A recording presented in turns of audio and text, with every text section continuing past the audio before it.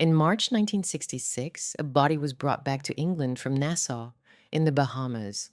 William Waldorf Astor, the third Viscount Astor, had died of a heart attack at 58. He was buried in the octagonal mausoleum on the grounds of Cliveden, the great house above the Thames in Buckinghamshire, the house his grandfather had purchased, his mother had made famous, and his generation had lost. The funeral was a small affair. The guest bedrooms in the main house were already empty. They had been empty for nearly 3 years. His widow Bronwyn was 35, his daughters were 4 and 1. His son, the new Viscount, as was 14 years old. After the burial, the family left the estate. They did not come back. The house that had once drawn prime ministers and diplomats and foreign dignitaries for legendary weekends would soon be leased to an American university. The most powerful private address in England had passed from a dynasty to a trust, from a family to a hotel brochure, from a living home to a monument. The name Astor had meant something in Britain for 3 generations. It meant American wealth converted into English title, country house hospitality converted into political influence, and a family that had turned one house into a national stage. The public saw glamour, constitutional firsts, and effortless belonging. What the public did not see was what was happening behind the doors in the years before the end. This is the story of how that family was built, how one evening's hospitality destroyed it, and what happened to the people who carried the name after the house no longer carried them.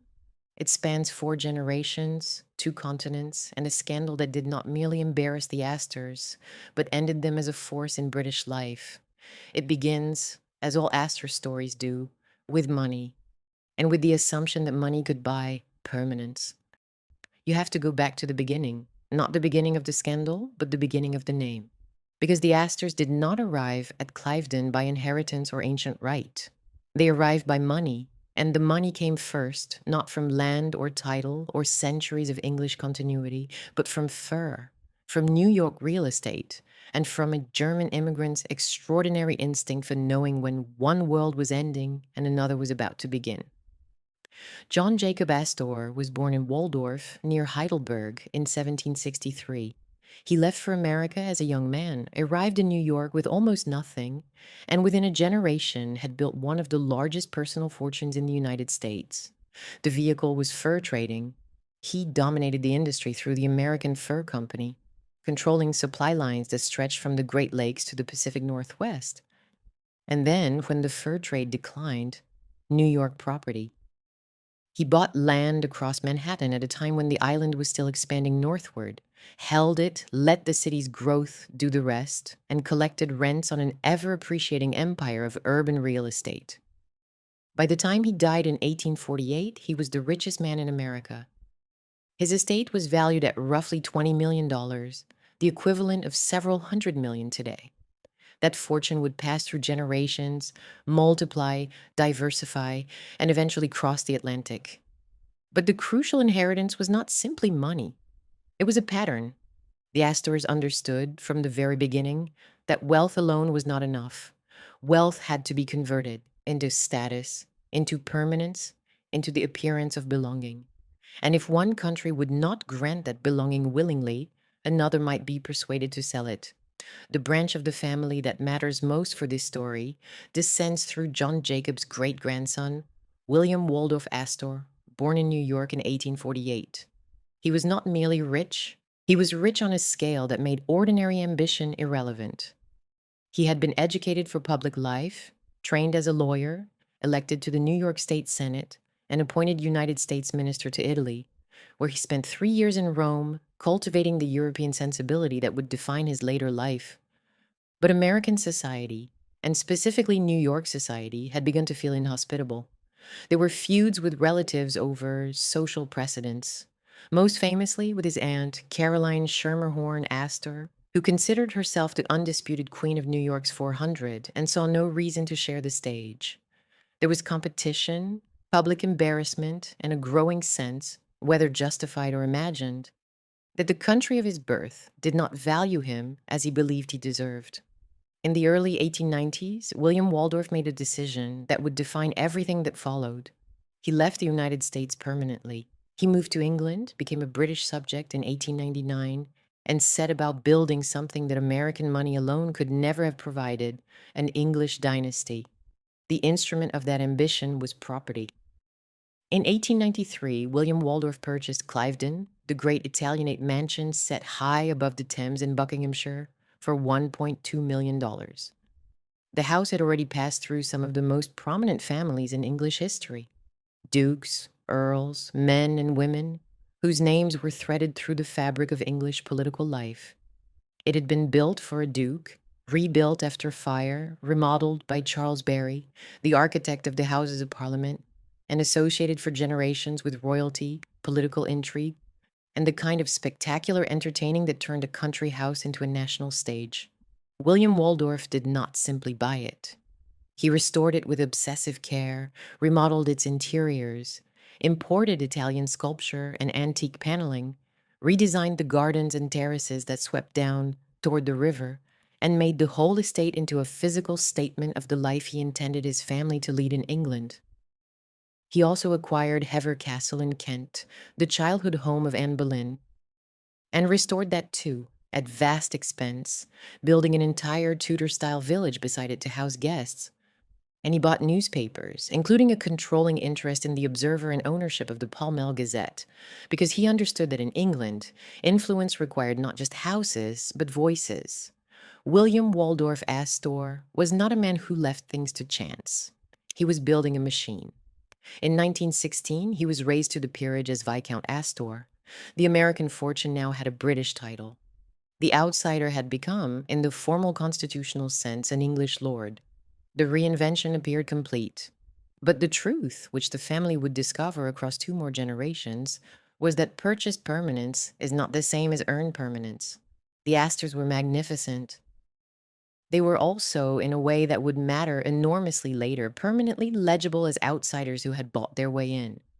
Their wealth insulated them from most ordinary difficulties, but it could not insulate them from the particular vulnerability of people whose position depends on continuous performance rather than deep inheritance.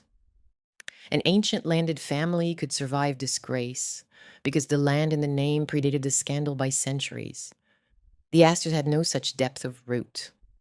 Their authority rested on what they did, how they entertained, whom they knew, how useful they appeared to the governing class, and how successfully they maintained the illusion that they had always belonged. That fragility was invisible in good times. It would prove fatal in bad ones. In 1906, William Waldorf gave Cliveden to his eldest son, Waldorf, as a wedding present. It was the kind of gift that only a certain kind of fortune could afford, and it was not sentimental. It was strategic. The house needed a younger couple to carry it forward. It needed energy, purpose, and above all, a hostess, someone who could fill those extraordinary rooms with the right people and make the place feel not like a museum of purchased grandeur, but like the living center of English public life. Waldorf Astor, the second Viscount, born in 1879, had been educated at Eton and New College, Oxford, the standard route through the English upper class, and had entered Parliament as the member for Plymouth. He was serious, public-minded, genuinely interested in social reform and public health, and more quietly effective than the house around him. He owned the Observer, used it responsibly, and carried himself with the careful, measured temperament of a man who understood that the family's position in England required stewardship rather than display. Where his father had built with the acquisitive confidence of a man buying his way into a civilization, Waldorf consolidated with the patient attention of a man trying to belong to one. He sat on committees, supported charitable causes, engaged with the politics of housing and temperance and agricultural reform, the kinds of steady, unsexy public work that turned a name from headline to institution. In narrative terms, Waldorf is less vivid than the characters who surround him. But he is structurally indispensable, because without him, the Astors would have remained spectacularly wealthy foreigners with beautiful houses. Waldorf gave the family its civic seriousness, and in 1942, he made a decision that would prove quietly prophetic. He gave Cliveden to the National Trust, while retaining the right for the family to continue living there. It was framed as an act of generosity and public spirit, and in many ways it was, but it also meant that the family's relationship to the house had already begun to shift, years before the scandal, from ownership to occupancy. The greatest Astor stage was no longer, in the strictest legal sense, theirs. And in Nancy Witcher Langhorne, the woman he married in 1906, the house found something far more powerful than a hostess. It found a force. Nancy was American born, raised in Virginia, one of several sisters known for their beauty and their sharp, ungovernable wit. She had been married before, at 18, to Robert Gould Shaw Descent, a marriage that was brief, unhappy, and marked by her husband's drinking. She had a son from that union, Bobby Shaw, and she carried the experience of that first marriage with her as a kind of permanent wariness about the gap between social performance and private reality. Her second marriage to Waldorf placed her inside the most lavishly resourced domestic theater in England. She did not merely occupy Cliveden, she animated it, she electrified it, the guest list expanded. The weekends became legendary. Politicians, diplomats, writers, journalists, and foreign dignitaries passed through the house with a regularity that made it feel less like a private home and more like a salon with its own foreign policy. Lloyd George came. Churchill came, though he and Nancy feuded with a relish that entertained everyone around them. Bernard Shaw came and corresponded with Nancy for years. Gandhi came during his visits to England. Charlie Chaplin came. T.E. Lawrence came. The house operated in the charged space between social life and political life. And Nancy, with her sharp tongue, her relentless appetite for argument, and her absolute refusal to be decorative when she could be disruptive, was the reason people wanted to be there. She was funny, she was rude, she was fearless in conversation, and she treated the most powerful men in the country as equals or more often as targets. Cliveden, under Nancy, was not merely luxurious, it was alive. Then, in 1919, Nancy Astor became something more than a brilliant hostess. Waldorf inherited the viscountcy upon his father's death and was obliged to move to the House of Lords, vacating his Plymouth Sutton seat. Nancy stood for the constituency. The campaign was fierce. She faced hostility from men who believed a woman had no place in Parliament and skepticism from those who saw her as a rich man's wife, playing at politics. She won. And on the 1st of December 1919, she walked into the House of Commons and took her place as the first woman ever to sit in the chamber. She was not the first woman elected. That distinction belonged to Constance Markievicz, who had won a seat the previous year as a Sinn Féin candidate but refused to take it. Nancy was the first to actually enter, sit down, and participate. The moment was a constitutional history made flesh, and Nancy was aware of it. She was flooded with letters from women across the country who saw her as their representative, their voice, their proof that Parliament was no longer an exclusively male preserve. For nearly 2 years, she was the only woman in the chamber. She championed women's causes, temperance, nursery education, and the rights of women and children with a persistence that irritated her colleagues and delighted her constituents in roughly equal measure. She held a seat until 1945, a quarter century in which she became one of the most recognized political figures in the country, admired by many, disliked by some, and impossible for anyone to ignore. Her later reputation would be complicated by sectarian and anti-Semitic remarks that sit uncomfortably alongside her public achievements. She was not simple, but she was unforgettable. The family was no longer merely grand, it was historically significant. The House of Millionaires was now the House of Constitutional Firsts, and the name Astor carried a meaning in British public life that went well beyond wealth or hospitality. It meant seriousness. It meant arrival.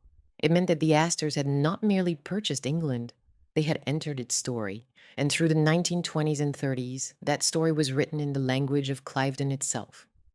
The house in these years operated as one of the most influential private gathering places in the country. The terraces above the Thames, the formal gardens, the vast drawing rooms, the bedrooms allocated with care according to rank and connection, all of it served a purpose beyond comfort. A weekend at Cliveden was not a holiday, it was a performance. The seating at dinner was political, the guest list was curated, the walks through the grounds, the conversations on the terrace, the after-dinner talk that drifted through the library, all of it moved in the space between the social and the consequential. This was how a certain tier of English life still functioned, not through official channels alone, but through the soft machinery of hospitality, proximity, and assumed discretion. The Astors understood that machinery better than almost anyone because they had built their entire British existence around it. The house was the instrument, access was the currency, and the unspoken rule was that what happened at Cliveden stayed at Cliveden, not because anyone imposed secrecy, but because the world that gathered there assumed that privacy and privilege were the same thing, but it also attracted suspicion. In the late 1930s, a journalist named Clede Cockburn began publishing accusations in his newsletter, The Week, that the Astors circle at Cliveden constituted a secret political network, the so-called Cliveden Set, dedicated to appeasing Hitler and steering British foreign policy away from confrontation with Nazi Germany. The charge was dramatic, and it was made with the kind of rhetorical certainty that ensured it would stick. The evidence behind it was debatable. Waldorf and Nancy had indeed hosted guests whose views on Germany were at best accommodating. There were weekends at which diplomats, politicians, and public figures had discussed the European situation in terms that now read as dangerously naive. The British ambassador to Germany, Neville Henderson, was part of the social circle. Lord Lothian, a close friend, had visited Hitler. Geoffrey Dawson, editor of The Times, was a regular guest. The list was long enough to be suggestive and short enough to be misleading. But later historians and the National Portrait Gallery's own records suggest that while individual guests at Cliveden may have held pro-appeasement sympathies, the idea of a coordinated policy cabal operating secretly from the house was substantially overstated. The truth, as is often the case with these things, was less sinister and more negligent. A country house where important people talk freely, where discretion was assumed, and where the host did not always control or even fully understand the political implications of the conversations happening under their roof. The accusation faded after the war, but it left a residue that never fully dissolved. Cliveden, from the 1930s onward, carried a secondary meaning in the British imagination. It was not simply a beautiful house where important people gathered. It was a house where important people gathered in private, where hidden influence was suspected, where boundaries between the social and the political were known to blur, and where the gap between what was seen and what was happening felt wider than it should. The house had been publicly accused of harboring secrets. It had survived the accusation, but the vocabulary was now in place. The next time Cliveden became the center of a story about power, privacy, and concealment, the public would already have a framework for understanding it. That suspicion would lie dormant for a generation. And then in 1963, it would detonate with a force that no amount of charm or wealth could contain. There is something about the Astor pattern that is worth sitting with for a moment before the story moves forward. Each generation performed brilliance. Each generation built the family's visibility higher. William Waldorf created the stage. Waldorf and Nancy filled it with purpose. But visibility, once accumulated to that degree, cannot be selectively withdrawn. The family could not be famous enough to matter politically and obscure enough to survive privately. That contradiction was already built into the foundations of the whole enterprise. It simply had not yet found its crisis. The crisis would arrive through the generation that inherited both the house and the contradiction. William Waldorf Astor, known within the family and across the social world simply as Bill, it was born on the 13th of August 1907, the eldest son of Waldorf and Nancy, he grew up at Cliveden, which is to say he grew up inside a myth. The house was his home, but it was never merely his home. It was also the setting of his mother's political career, his father's civic ambitions, the family's public identity, and a social operation that ran with the efficiency and the relentlessness of a small government. Bill was educated at Eton and New College, Oxford, the same path his father had taken, and entered Parliament in 1935 as the member for East Fulham, later representing Wycombe. When his father died in 1952, Bill inherited the viscountcy, moved to the House of Lords, and took possession of Cliveden as the third Viscount Astor. On paper, the succession was seamless. In practice, it was something else. Bill was not his mother. He did not have Nancy's armored public personality, her instinct for combat, or her ability to turn hostility into performance. He was hospitable, generous, and by most accounts genuinely likable. a man who wanted to do his duty and who took the responsibilities of the house seriously. But duty and dynamism are not the same thing, and the house demanded both. What Bill inherited was not simply a property, it was an expectation that Cliveden would continue to function as it always had, that the weekends would still draw the right people, that the name Astor would still mean proximity to power and influence. He inherited the stage, but the script his mother had written for it required a performer of her caliber, and Bill was not that performer. He was quieter, more accommodating, more inclined to trust than to interrogate. And those qualities, which in ordinary circumstances would have made him a good man and a gracious host, left him dangerously exposed in the world he had been given. He had already been married twice before the age of 50, first to Sarah Norton, daughter of Lord Grantley, with whom he had a son, William, born in December 1951, and then to Philippa Hunloke, from whom he was divorced. Two failed marriages by middle age. The pattern told its own quiet story of private difficulty beneath the immaculate surface. Bill Astor was a man asked to manage a machine larger than himself, and the private records suggest he arrived at this stage of his life carrying not triumph, but exhaustion. The weight of a house that expected perpetual brilliance and a name that demanded constant visible usefulness. He was the keeper of the flame. Whether the flame was keeping him was a question no one around him appeared to ask. His brother David chose a different path entirely. David Astor, born in 1912, did not inherit Cliveden or the Viscountcy, but he inherited something arguably as powerful in a different register: editorial authority. He formally joined the Observer in 1946 and became its editor in 1948, a position he held until 1975, nearly 3 decades during which he turned the paper into one of the most respected liberal voices in British journalism. David was serious, principled, and committed to causes: anti-apartheid activism, press freedom, the moral responsibilities of ownership that gave the Astor name a different kind of public weight. Where Bill hosted, David published. Where Cliveden whispered, the Observer spoke openly. The two brothers were not estranged, but their lives traced different orbits. David operated in the world of ideas, argument, and editorial independence. Bill operated in the world of houses, guests, and social obligation. That difference would matter profoundly later, when the scandal arrived and the family needed more than hospitality to survive it. And then, in 1960, came Bronwyn. Bronwyn Pugh was born in 1930, the daughter of Sir Alan Pugh, a distinguished Welsh judge, and she had been one of the most celebrated beauties and fashion models of her generation, a face known from the pages of Vogue and from the society columns that still mattered in late 1950s London. She was intelligent, striking, and possessed of a self-possession that the fashion world had recognized and the aristocratic world would test severely. She met Bill Astor, and they married in October 1960. She was 30 years old, he was 53. The age gap was conspicuous, so was the renewal. Bronwyn gave Cliveden a final burst of glamour, a new viscountess, younger, admired, photogenic, capable of making the house seem relevant in a way it had not felt since Nancy's prime. And for a brief period, the house seemed to breathe again. Their first daughter, Emily, was born in March 1961. Their second daughter, Janet, followed in 1964. There were small children at Cliveden again, nursery sounds in the corridors of a house that had known mostly political talk and dinner parties for decades.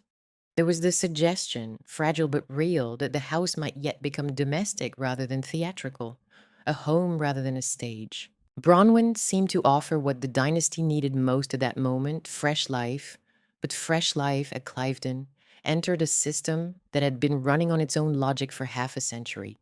The system did not adjust to her. She would have to adjust to it. But Bronwyn had entered a world she had not built and could not fully control. Cliveden's social machinery ran on access. The doors were open. Guests came for weekends. Friends brought friends. Artists and diplomats and politicians and hangers-on moved through the house and grounds with a fluidity that felt generous in good times and profoundly reckless in retrospect. The estate was vast, 376 acres of grounds, gardens, woodland, and riverside land. and its geography meant that the main house and its satellite buildings operated almost as separate social zones. A guest at the cottage need not see the drawing room. A dinner party at the house need not know what was happening by the river. That physical separation, which in peacetime felt like gracious spaciousness, would prove to be one of the most dangerous features of the whole arrangement. Among the regular visitors was a man named Stephen Ward, an osteopath, portrait artist, and social fixer who had been introduced to Bill and who had been granted the use of Spring Cottage, a property on the Cliveden estate near the river. Ward was charming, well connected, and useful in the particular way that certain men are useful to certain households. He filled rooms, knew people, smoothed introductions, and made the atmosphere feel lively and current. He drew portraits of the famous and treated the backs of the powerful. He moved between social worlds, Mayfair and Marylebone, diplomats and showgirls, money and youth, with an ease that made him seem indispensable. He was also, in ways that Bronwyn sensed before most others, something less benign. He brought young women into the Cliveden orbit, women who were beautiful, available, and several social worlds removed from the people they were now meeting. He blurred boundaries between medicine and society, between access and exploitation, between the respectable world of the house and a murkier world of parties, introductions, and favors, and he operated in the space between the main house and the wider world, with a freedom that a more careful host would never have permitted. Bronwyn would later say that she had disliked Ward from the start, that she had felt something contaminating in his presence. The children, young William especially, would recall in adulthood a kind of dread associated with the cottage and with Ward himself, a sense that something was wrong, that the adults around them either could not see or chose not to acknowledge. These are retrospective accounts, shaped by everything that came after, and they must be read with that awareness. But they matter because they suggest that the danger at Cliveden was not invisible. It was felt. It was in the atmosphere. It was simply not acted upon, because acting upon it would have required Bill to do something his entire inheritance had trained him not to do. Refuse hospitality, close the door, admit that the system of access and charm on which the family's whole position depended had produced something it could not manage. That is the deeper truth about the Astors in the summer of 1961. The family looked like this. Bill at the center, the third Viscount, 54 years old, keeper of the house, a man of good intentions and insufficient armor. Bronwyn beside him, still new to the role, beautiful and increasingly uneasy, with a baby daughter and a growing sense that she had married not just a man, but an institution whose rules she could not rewrite. David in London, editing The Observer, connected to the family by blood and name, but living in a different world, the world of ideas, where influence took the form of editorials rather than dinner parties. Nancy, now in her 80s, still alive but fading, no longer the sharp and combative public force she had been for decades, the fire dimming in the woman who had once walked into the House of Commons as though she owned it. The young heir, William, 10 years old, too young to understand the politics but old enough to feel the atmosphere in the house. The undercurrent of tension, the adult's unease, the sense that things were not quite right, even if no one said so. And at the cottage by the river, Stephen Ward, entertaining. It was July, a warm evening, the kind of English summer night that made Cliveden feel like the most civilized place in the world.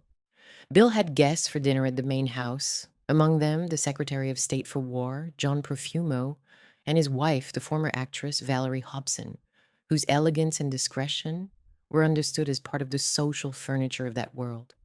It was the kind of evening Cliveden had always produced. Important people gathered in beautiful rooms, candlelight on silver, conversation flowing over good food, the quiet assumption that this was how England ran itself. Socially, privately, among friends whose discretion was taken for granted. Down below the house, past the terraces and the parterre, near the outdoor swimming pool that overlooked the dark sweep of the Thames, Ward's party had permission to use the water. The sound of laughter and splashing carried up through the warm night air toward the terrace, the way sounds travel across a great estate in summer, distant, unthreatening, almost festive. At some point during the evening, the two worlds met. The dinner guests drifted down toward the pool, drawn by curiosity or the warmth of the night. And there, standing by the floodlit water, was a 19-year-old woman named Christine Keeler. She had been swimming. She was barely dressed. Valerie Hobson, by one account, draped a towel over the young woman's shoulders, a small, instinctive gesture of propriety that would later seem like the last moment before everything changed. What happened next would take 2 years to become a national crisis, 3 years to destroy a man, and a generation to settle into myth.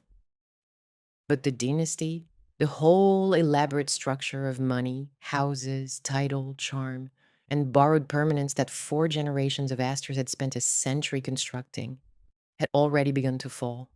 The family simply did not know it yet. The scene at the pool that night has been told so many times in so many versions that it has acquired the polished quality of a parable. But before it became a parable, it was an evening, and the evening had a texture that mattered. The pool at Cliveden sat below the main house, carved into the slope that fell toward the Thames, in a setting designed to make pleasure look like architecture. It was not a suburban rectangle, it was a theatrical space. The water lit against the darkness of the surrounding grounds, the countryside falling away beyond, and the great house rising above and behind like a monument to the permanence of the life being lived inside it. The pool was part of the estate's hospitality infrastructure, one of the amenities that made Cliveden feel like a world unto itself, a world where powerful people could relax, swim, entertain, and forget for a few hours that they were anything other than friends enjoying a summer evening. Ward's guests had been swimming that July night. The sound that had carried up to the terrace during dinner, the laughter, the splashing, the unmistakable noise of people enjoying themselves in water on a warm night, had been coming from the cottage party's use of the pool, granted by Bill as part of the easy, generous informality that defined his custodianship of the house. Christine Keeler, 19 years old, had been in the water. By the time the dinner guests walked down from the house, drawn by curiosity, by the warmth of the evening, by the gravitational pull of laughter in a garden, she was standing at the edge of the pool, wet, barely covered. One version of the story has her wrapped in a towel that kept slipping.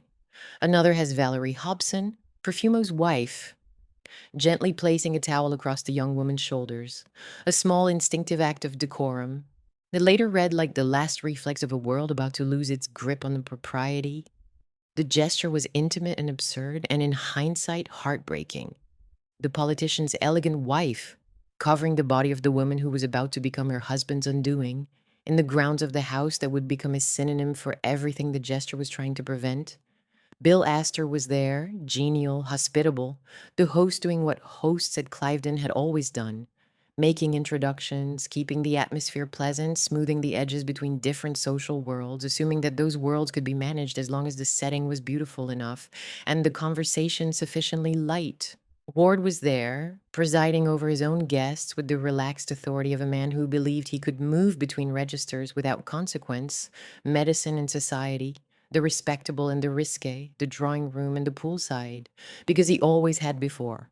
And Perfumo was there. John Perfumo, the Secretary of State for War, 46 years old, a man of considerable political standing and social confidence, married to one of the most admired women in London, a former film star who had given up her career for the quieter role of political wife, and who was standing beside him at the moment when he first saw Christine Keeler and felt unmistakably and visibly the pull of attraction.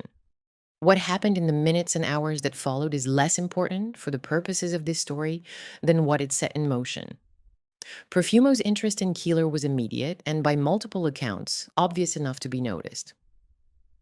Over the following days, aided by Ward's introductions and facilitated by the social infrastructure that connected the cottage to the wider London world, an affair began. It was brief, lasting perhaps 3 weeks in its most intense phase during the summer of 1961, and conducted with the kind of casual confidence that powerful men of that era brought to such arrangements.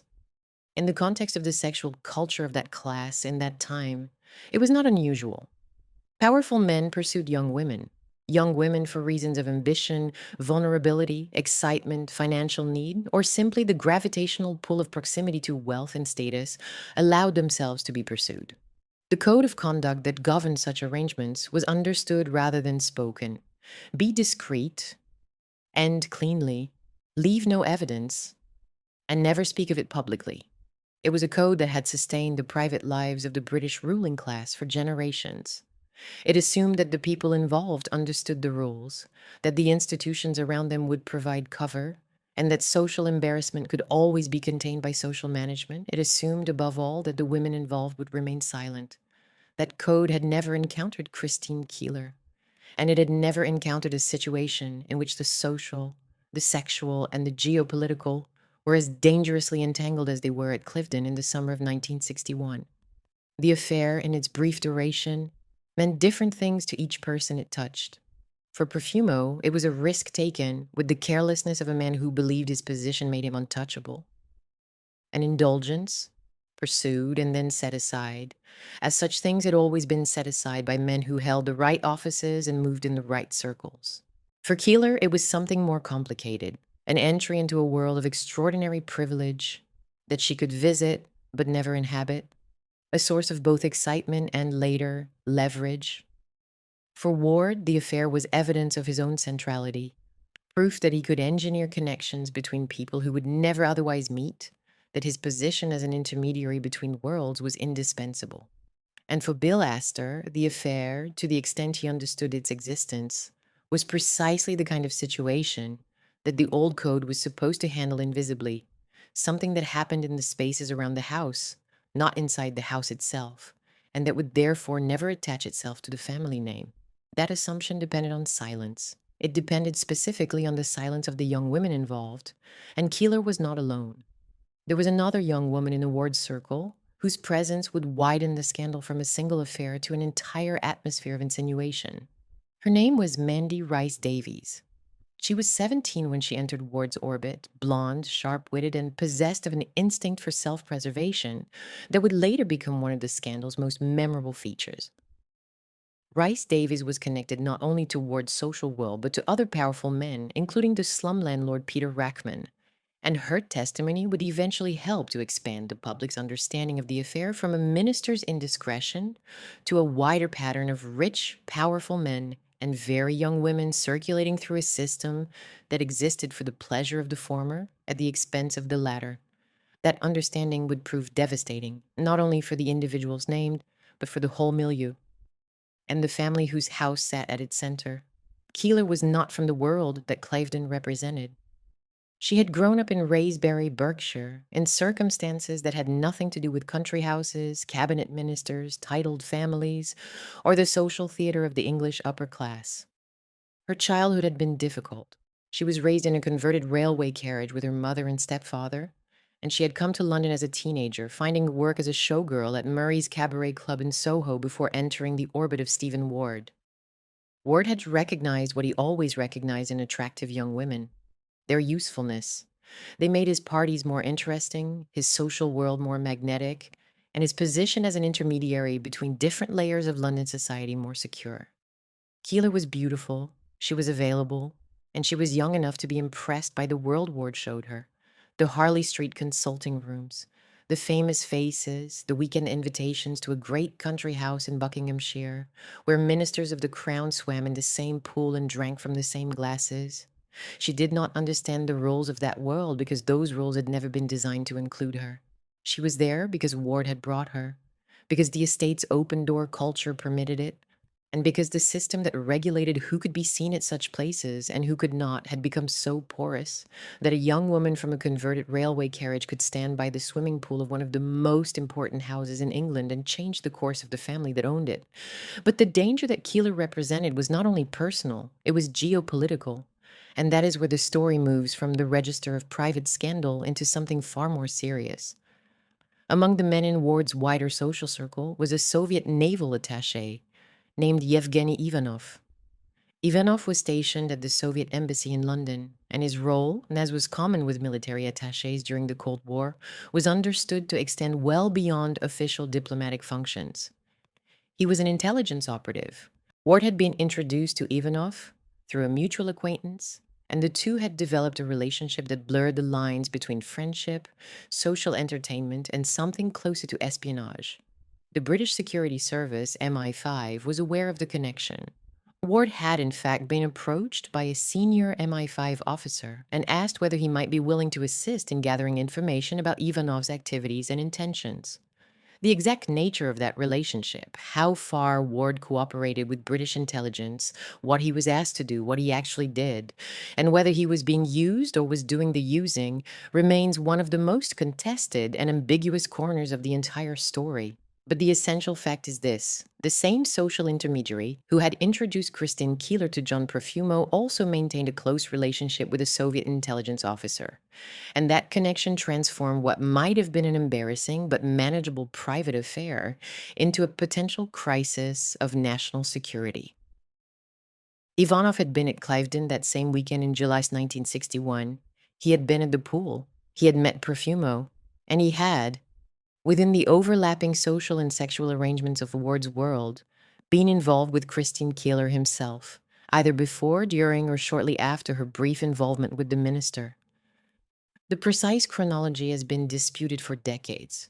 What has never been disputed is the core geometry. A minister of the crown was sharing a sexual partner with a Soviet intelligence operative, and the man who had made the introductions was living in a cottage on the grounds of one of the most famous houses in Britain, an estate that belonged to one of the country's most prominent families, and whose name was already associated in the public imagination with hidden influence and private power. Every line of connection in the affair ran through Cliveden. The house was not incidental to the scandal. It was the stage on which the scandal was constructed. And that is what made the Astor family's position so uniquely vulnerable. Other people involved in the affair, Profumo, Ward, Keeler, Ivanov, would suffer their own forms of destruction. But none of them had a house.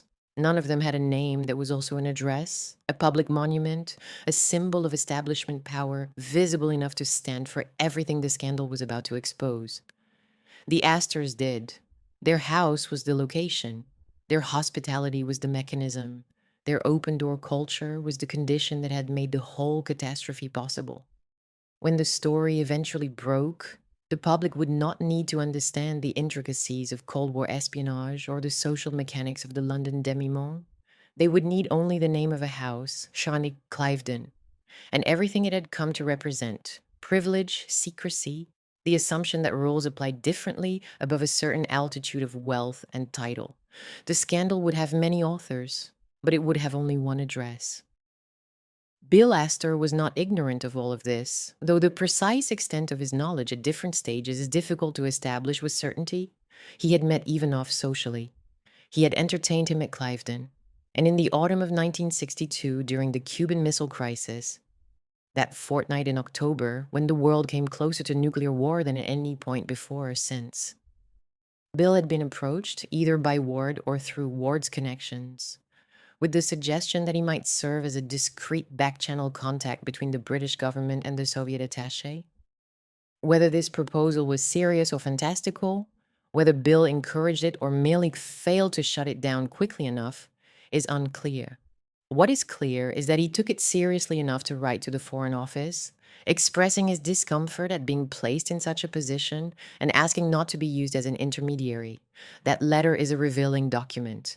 It shows Bill Astor in a state of active anxiety, a man who could see the edges of something dangerous, who understood that the social world he was hosting had produced connections that extended far beyond hospitality, and who was frightened by the implications. He sensed the danger, he felt it.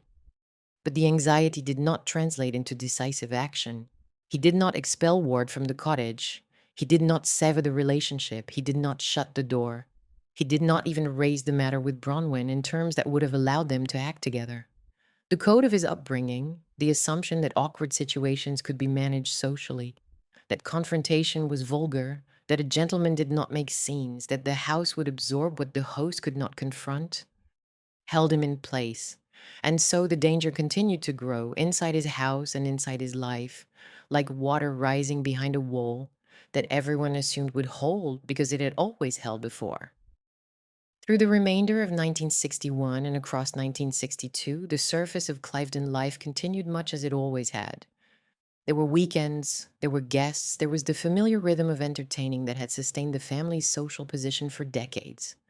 Bill and Bronwyn maintained the routines of the house: the dinners, the garden walks, the careful management of staff and menus and guest lists that made the great machine run.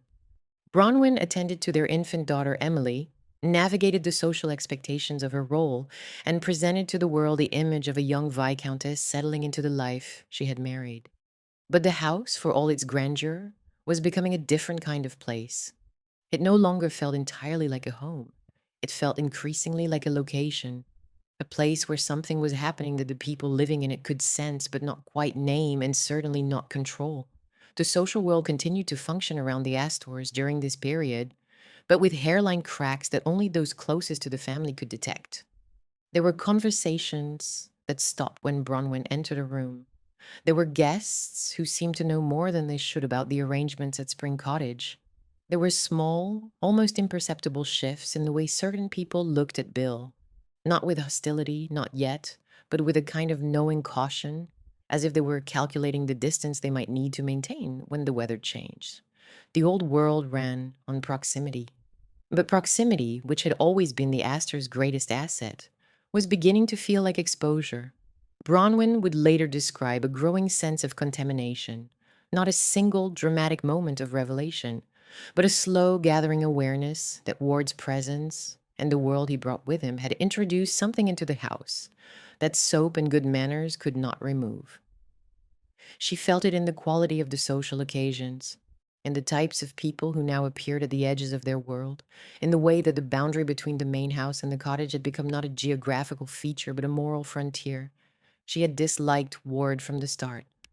Now the dislike was hardening into something closer to dread. The conviction that the man in the cottage was not merely eccentric or socially inappropriate, but actively dangerous to the family she had joined. The children absorbed it too. Young William, not yet a teenager, lacked the vocabulary to describe what he was sensing. But in his later recollections, published decades afterwards in The Spectator, he described a household in which fear was present, but unnamed, in which the adults around him communicated unease through silences and glances rather than through explanations. He remembered the cottage.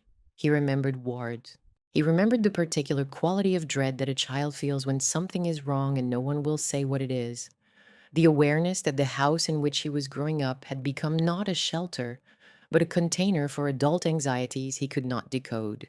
He remembered, too, that the pool, the same pool that was supposed to be a place of summer pleasure, of family recreation, of the ordinary joys of a privileged childhood, had already become something else in his imagination. It had become the place where the trouble had started. Those memories, a 10-year-old's instinct for danger in a house that was supposed to represent safety and privilege and permanence, would become part of the private record of what the Astors endured. A record very different from the public one that would soon consume everything. The first overt warnings came in early 1963, and they came not from the establishment or the security services, but from Ward himself. In January, Ward told Bill that Christine Keeler was threatening to go public, to sell her story to the newspapers, to name the men she had been involved with, to describe in detail the world of parties, introductions, and sexual arrangements that had connected her to a cabinet minister, a Soviet attaché, and the most famous country house in England. The threat was not vague. It was specific, imminent, and driven by circumstances that had nothing to do with Cliveden. Keeler had been involved in a separate incident, a shooting outside a flat in Marylebone involving a former boyfriend, that had brought her to the attention of the police and through them to the press. The shooting gave journalists a reason to investigate her life, her connections, and the company she had kept. And once they began investigating, the trail led directly to Ward, to Profumo, to Ivanov, and to the swimming pool at Cliveden. Keeler had already been speaking to journalists. The Sunday Pictorial had been pursuing the story for months, offering money for her account. George Wigg, the Labour MP, who had been picking up whispers about a minister's indiscretion and a possible security breach, was pressing for answers in the corridors of Westminster. The machinery of tabloid exposure and parliamentary scrutiny, which operated by its own remorseless logic and on its own timetable, was beginning to turn, and nothing that Bill Astor or anyone at Cliveden could do would stop it. Bill's response, by the accounts available, was characteristic of the man and of the class and code that had produced him. He tried to manage the situation rather than confront it. He was by temperament and by the training of his entire life, a man who believed that problems could be smooth, that relationships could be maintained through goodwill and patience, that the social code which had governed his world for generations would continue to function as long as people behaved with sufficient restraint. He had watched his mother navigate public controversy. He had seen the Cliveden set accusations come and go. He had been raised inside a system that assumed awkwardness could be absorbed, managed, deflected, that there was always a social solution to a social problem, and that the alternative, which was confrontation, was worse than the risk. He did not call the police. He did not instruct solicitors to issue warnings. He did not confront Ward with an ultimatum or demand that Keeler be silenced through legal means. He waited. He trusted that the old methods would hold. And as he waited, the danger that had been contained within the private geography of the estate began to leak, irreversibly, into the wider world. It was the most Astor response imaginable, aristocratic delay in the face of a crisis that required immediate, uncomfortable, ungentlemanly action.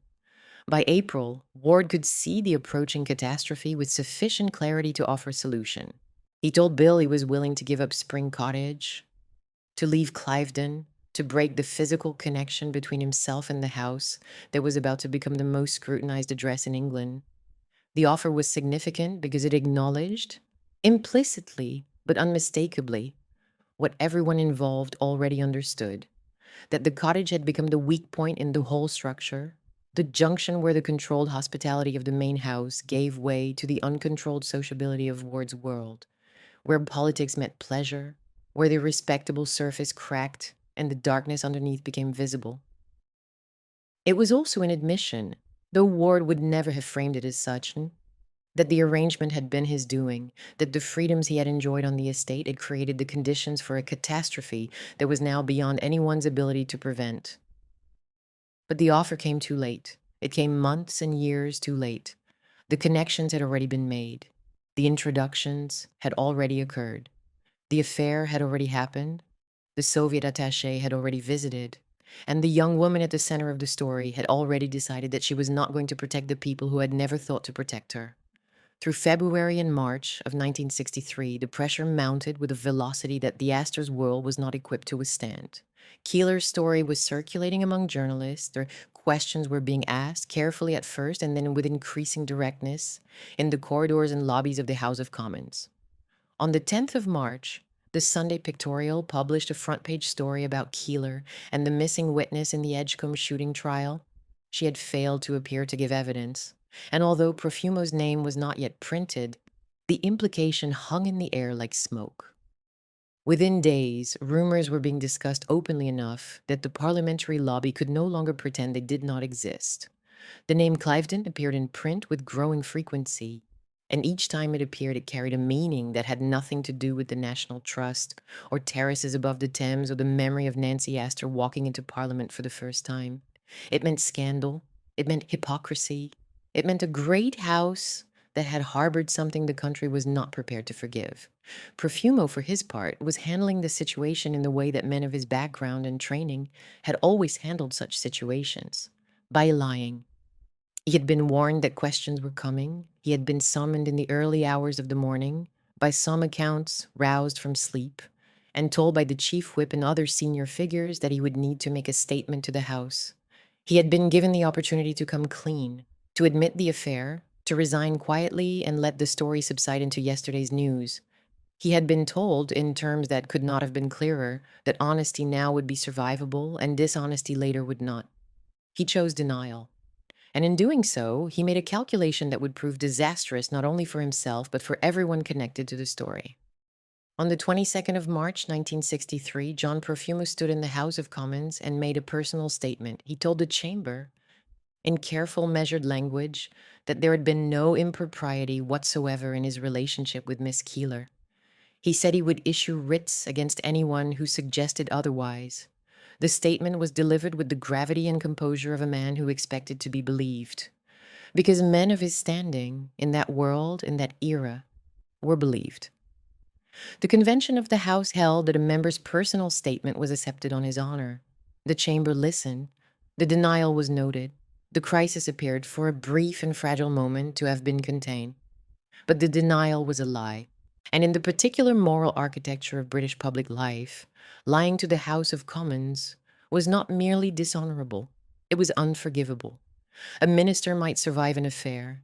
He could not survive the discovery that he had looked the House in the face and deceived it. The lie did not resolve the crisis, it armed it.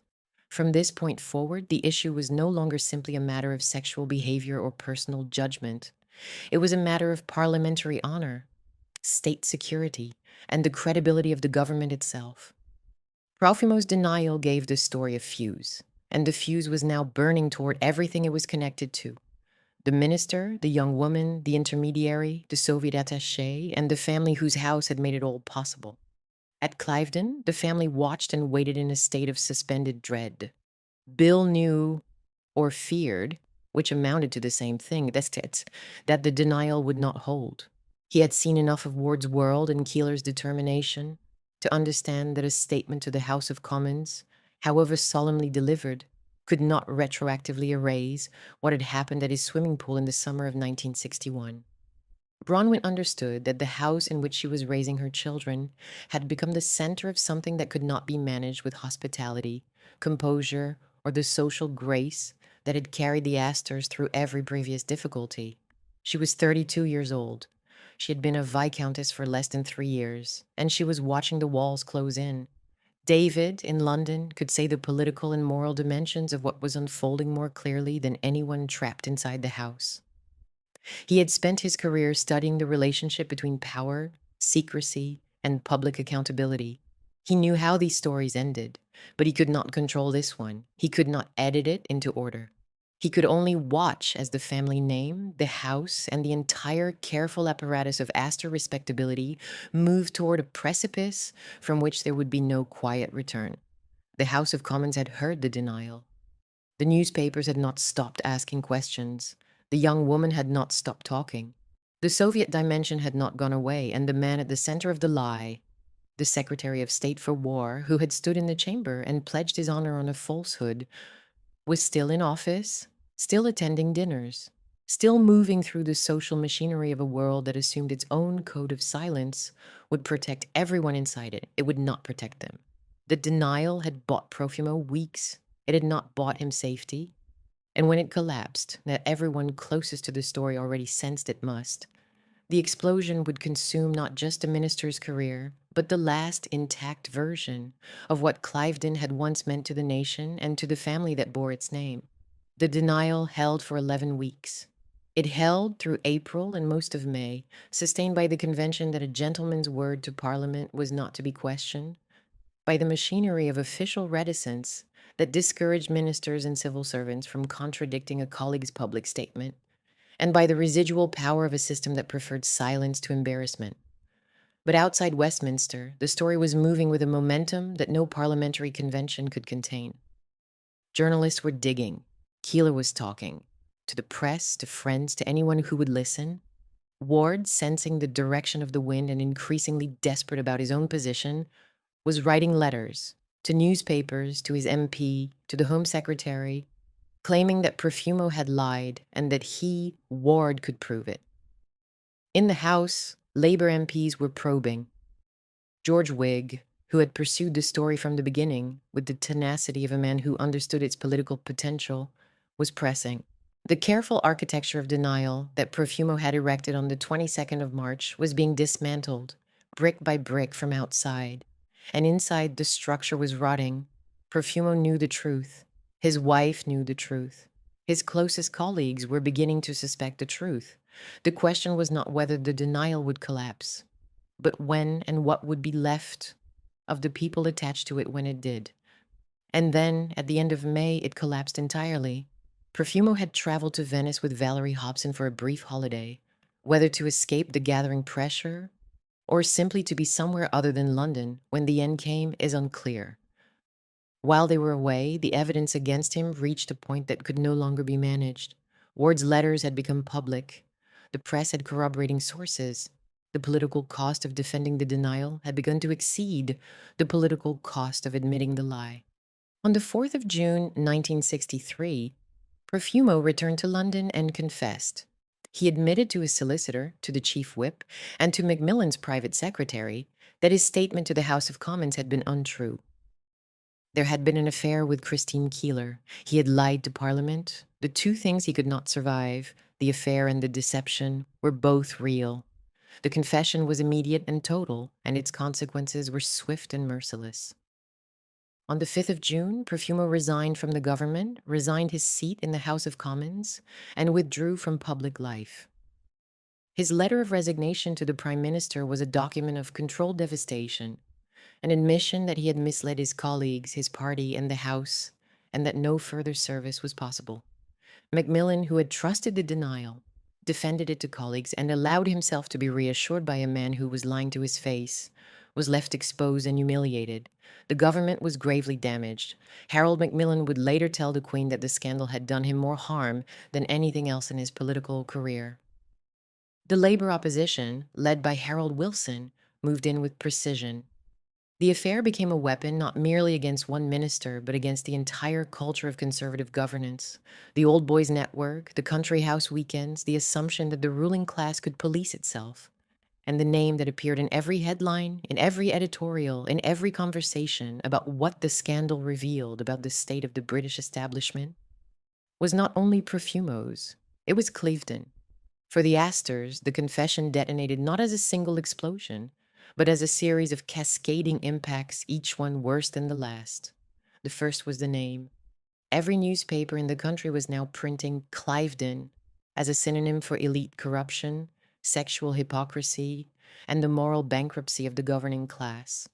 The house that William Waldorf Astor had purchased to embody English permanence, that Nancy had turned into a constitutional landmark, that 3 generations of the family had maintained as a stage for their usefulness and charm, was now being invoked as evidence of everything wrong with the world it represented. The association was total, and for the purposes of the family's reputation, permanent. There would be no separating the name from the scandal. From June 1963 onward, to saying Cliveden was to say Profumo affair. The house had acquired a meaning that no amount of time, charity, or public service would fully erase. The second impact was social, and in many ways it was the most devastating of all, because it struck at the very foundation on which the Astor position in England had been built. In the weeks and months following the confession, the Astors experienced something that money and title could not prevent: abandonment. Friends began to withdraw. Invitations dried up. The telephone calls that had once filled the days with social planning and political gossip became less frequent and then stopped altogether. The social world that had once revolved around Cliveden, the politicians, the diplomats, the writers, the society hostesses, the connected and the curious who had competed for weekend invitations and considered a place at the Astor dinner table a mark of status, began to rearrange itself, quietly and without explanation, around a new reality in which proximity to the Astors was no longer an asset but a liability. This was not a dramatic rupture, it was something worse.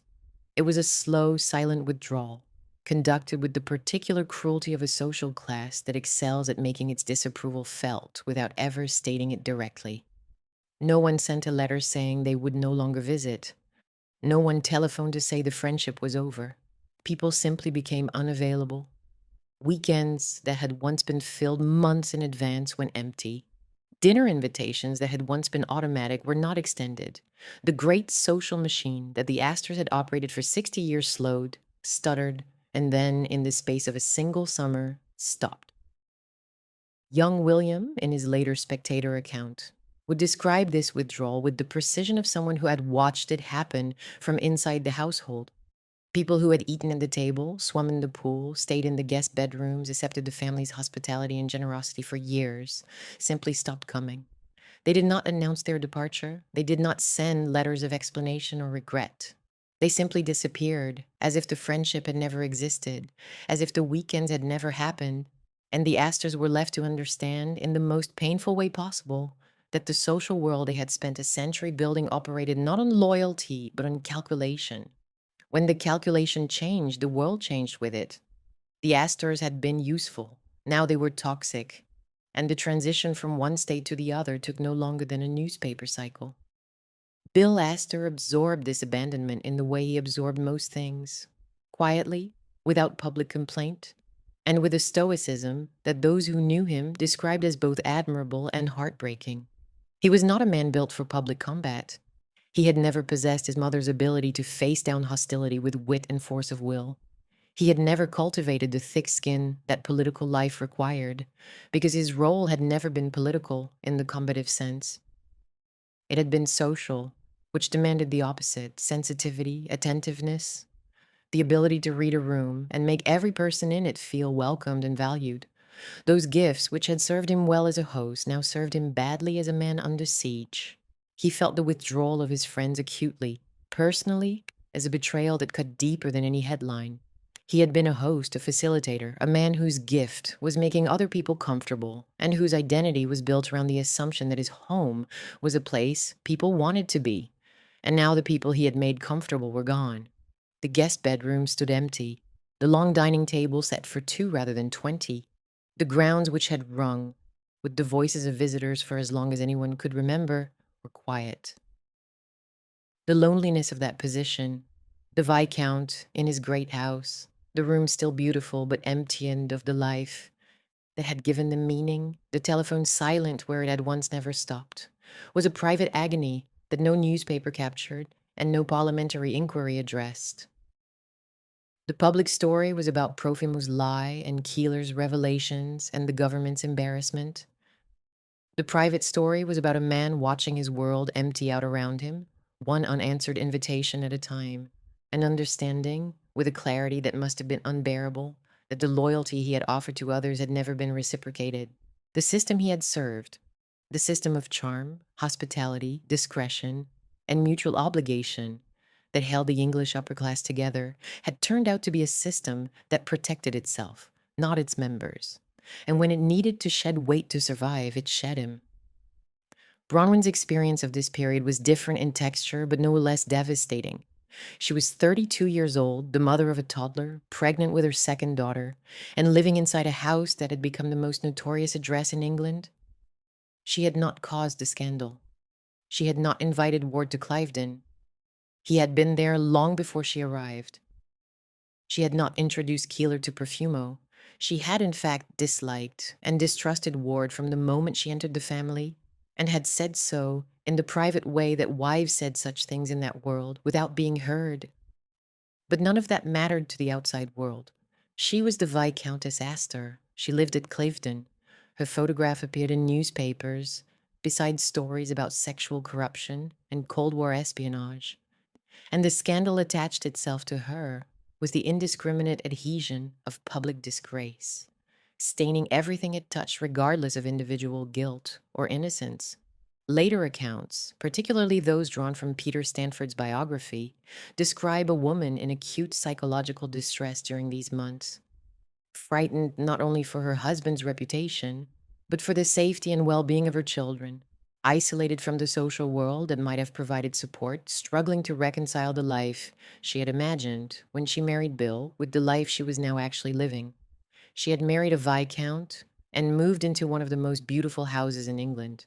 She was now living inside a public humiliation, watching her husband deteriorate, raising her children in the rooms that felt more like a prison than a palace.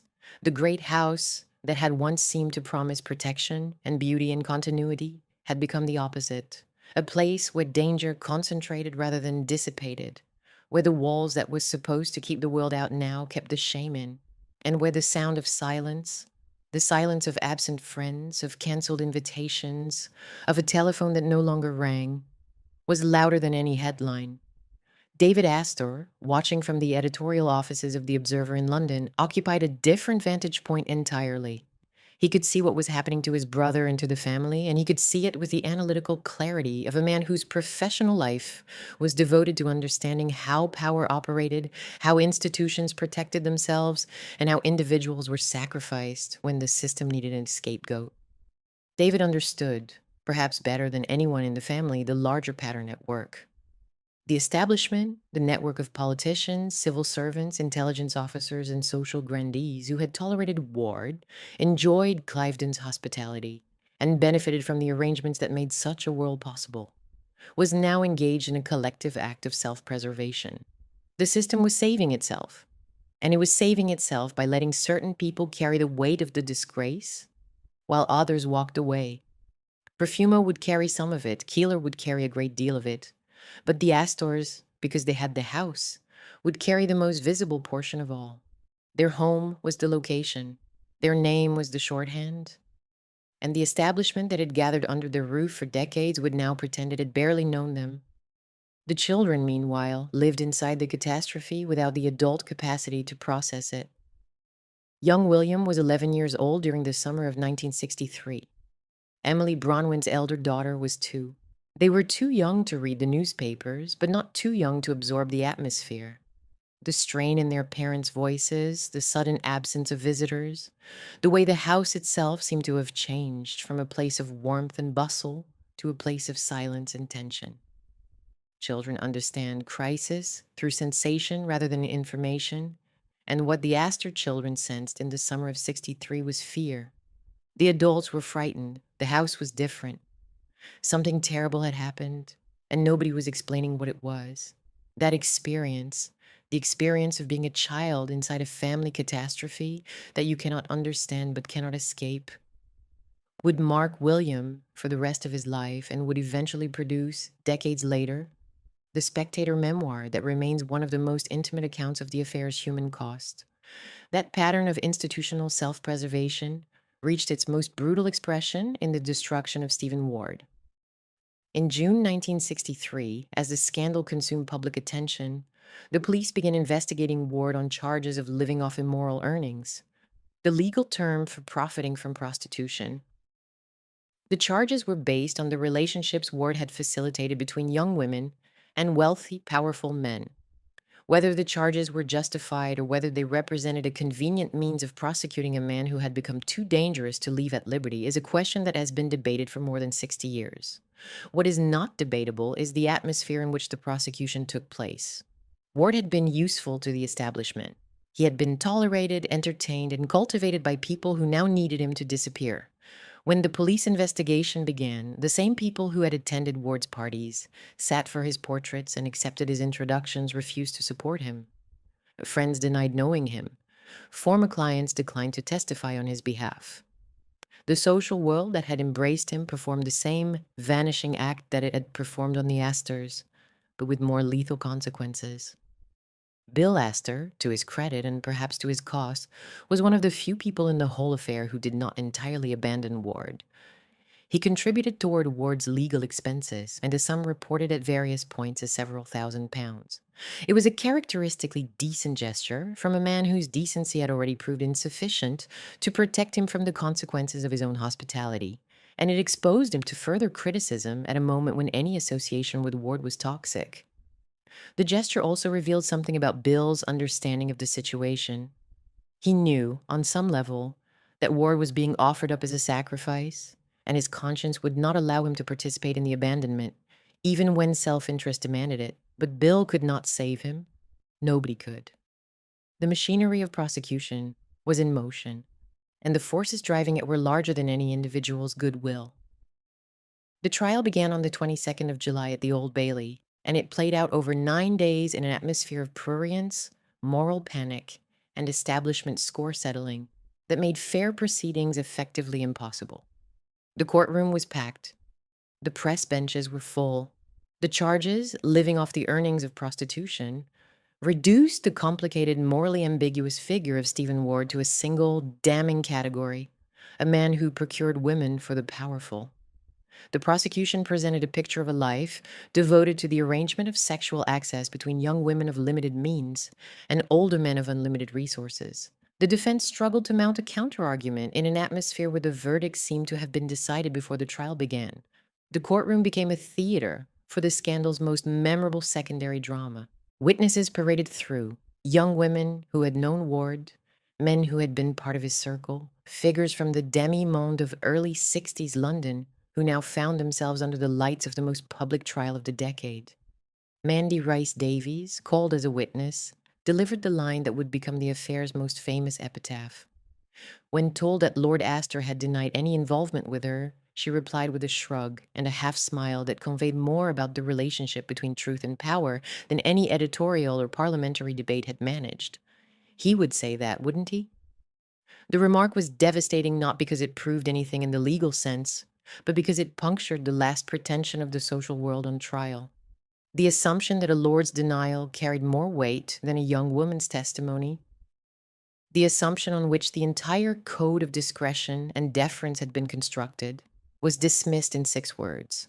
And the lord whose name she had used was Bill Astor, sitting at Cliveden, reading about himself in the newspapers, watching the last remnants of his family's public reputation being dismantled in a courtroom he had never entered and by people he had tried, in his quiet way, to help. The trial ground toward its conclusion at the end of July.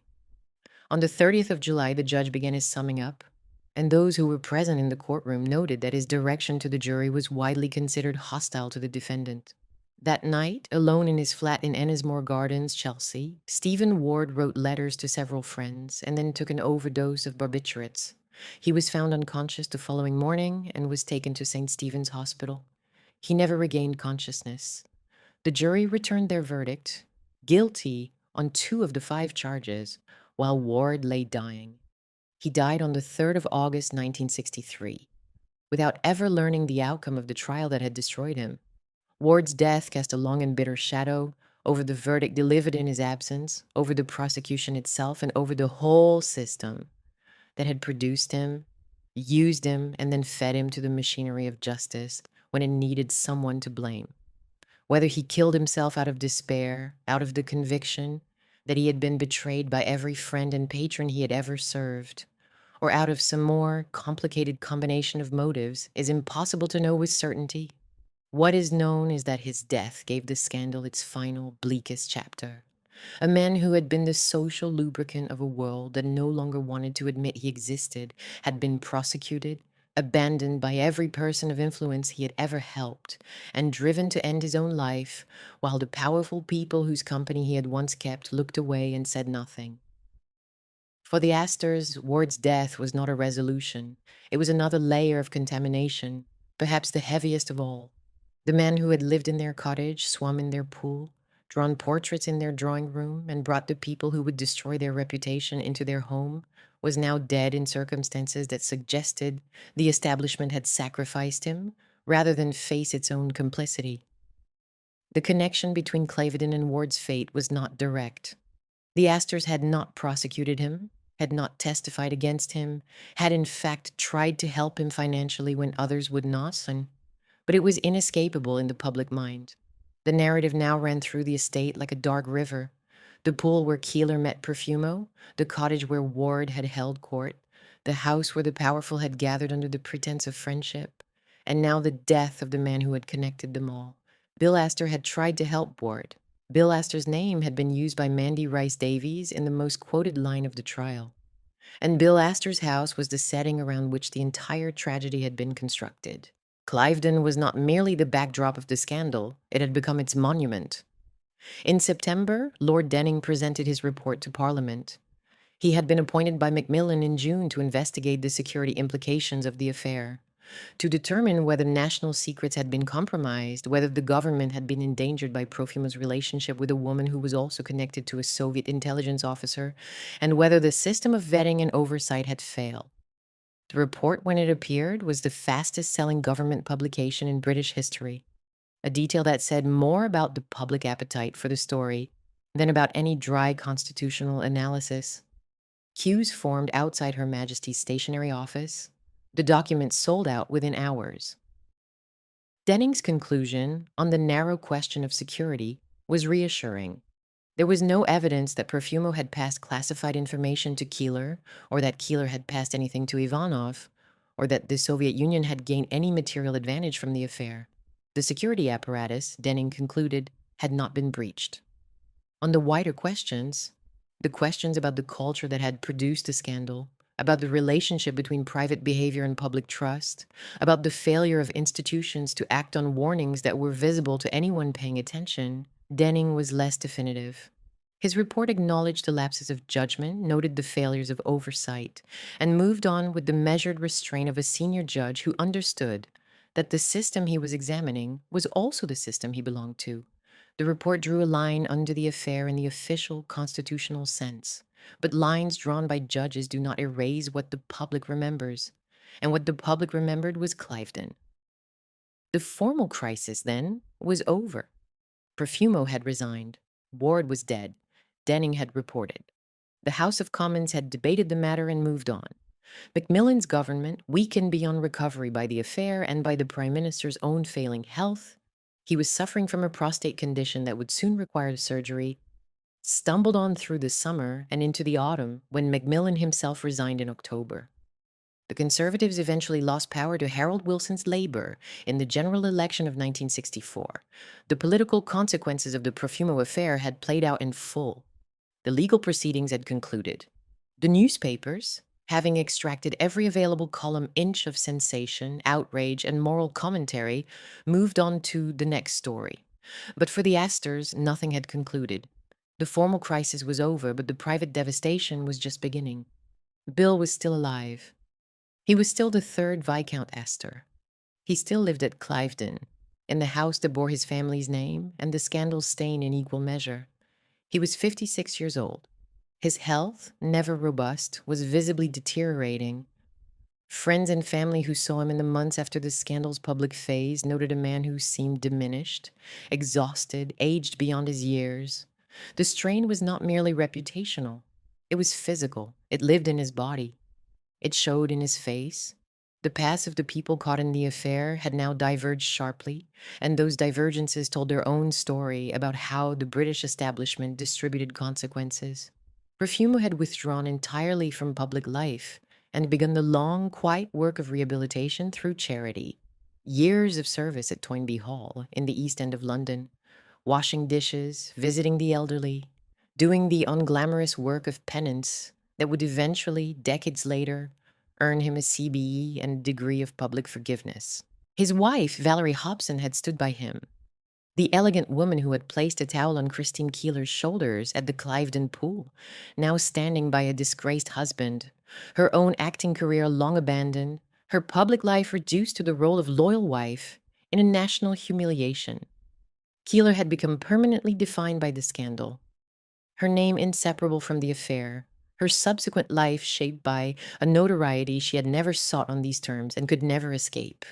She would face her own legal troubles, serving a prison sentence for perjury, and would spend decades trying and failing to build an identity separate from what had happened when she was 19 years old. Mandy Rice Davies, sharper and more resilient, would eventually build a successful business life abroad, far from the world that had used her as a witness and a punchline. Ivanov had been recalled to Moscow. Macmillan was gone from Downing Street. The establishment had reformed its ranks, closed the breach, repaired its self-image, and moved on with the institutional efficiency of a system that had been surviving its own scandal for centuries. And Bill Astor was left standing in the ruins. He was the Viscount, he had the house, he had the name, and he had nothing else. No mechanism for recovery, no precedent for what came next. No chapter in the family playbook that addressed what a man was supposed to do when the world he had been raised to steward had decided he was no longer welcome in it. The old Astor code, charm, hospitality, discretion, usefulness, had no provision for this. The dynasty had been built on the assumption that social performance could solve any problem. It could not solve this one. The social world had left, the house remained, and inside the house, a man who had inherited a myth was now living inside a cautionary tale, growing visibly older and more tired with each passing month. His health, never robust, was deteriorating in ways that those around him could see, but that he himself seemed unwilling or unable to address. The strain was not merely reputational. It was physical.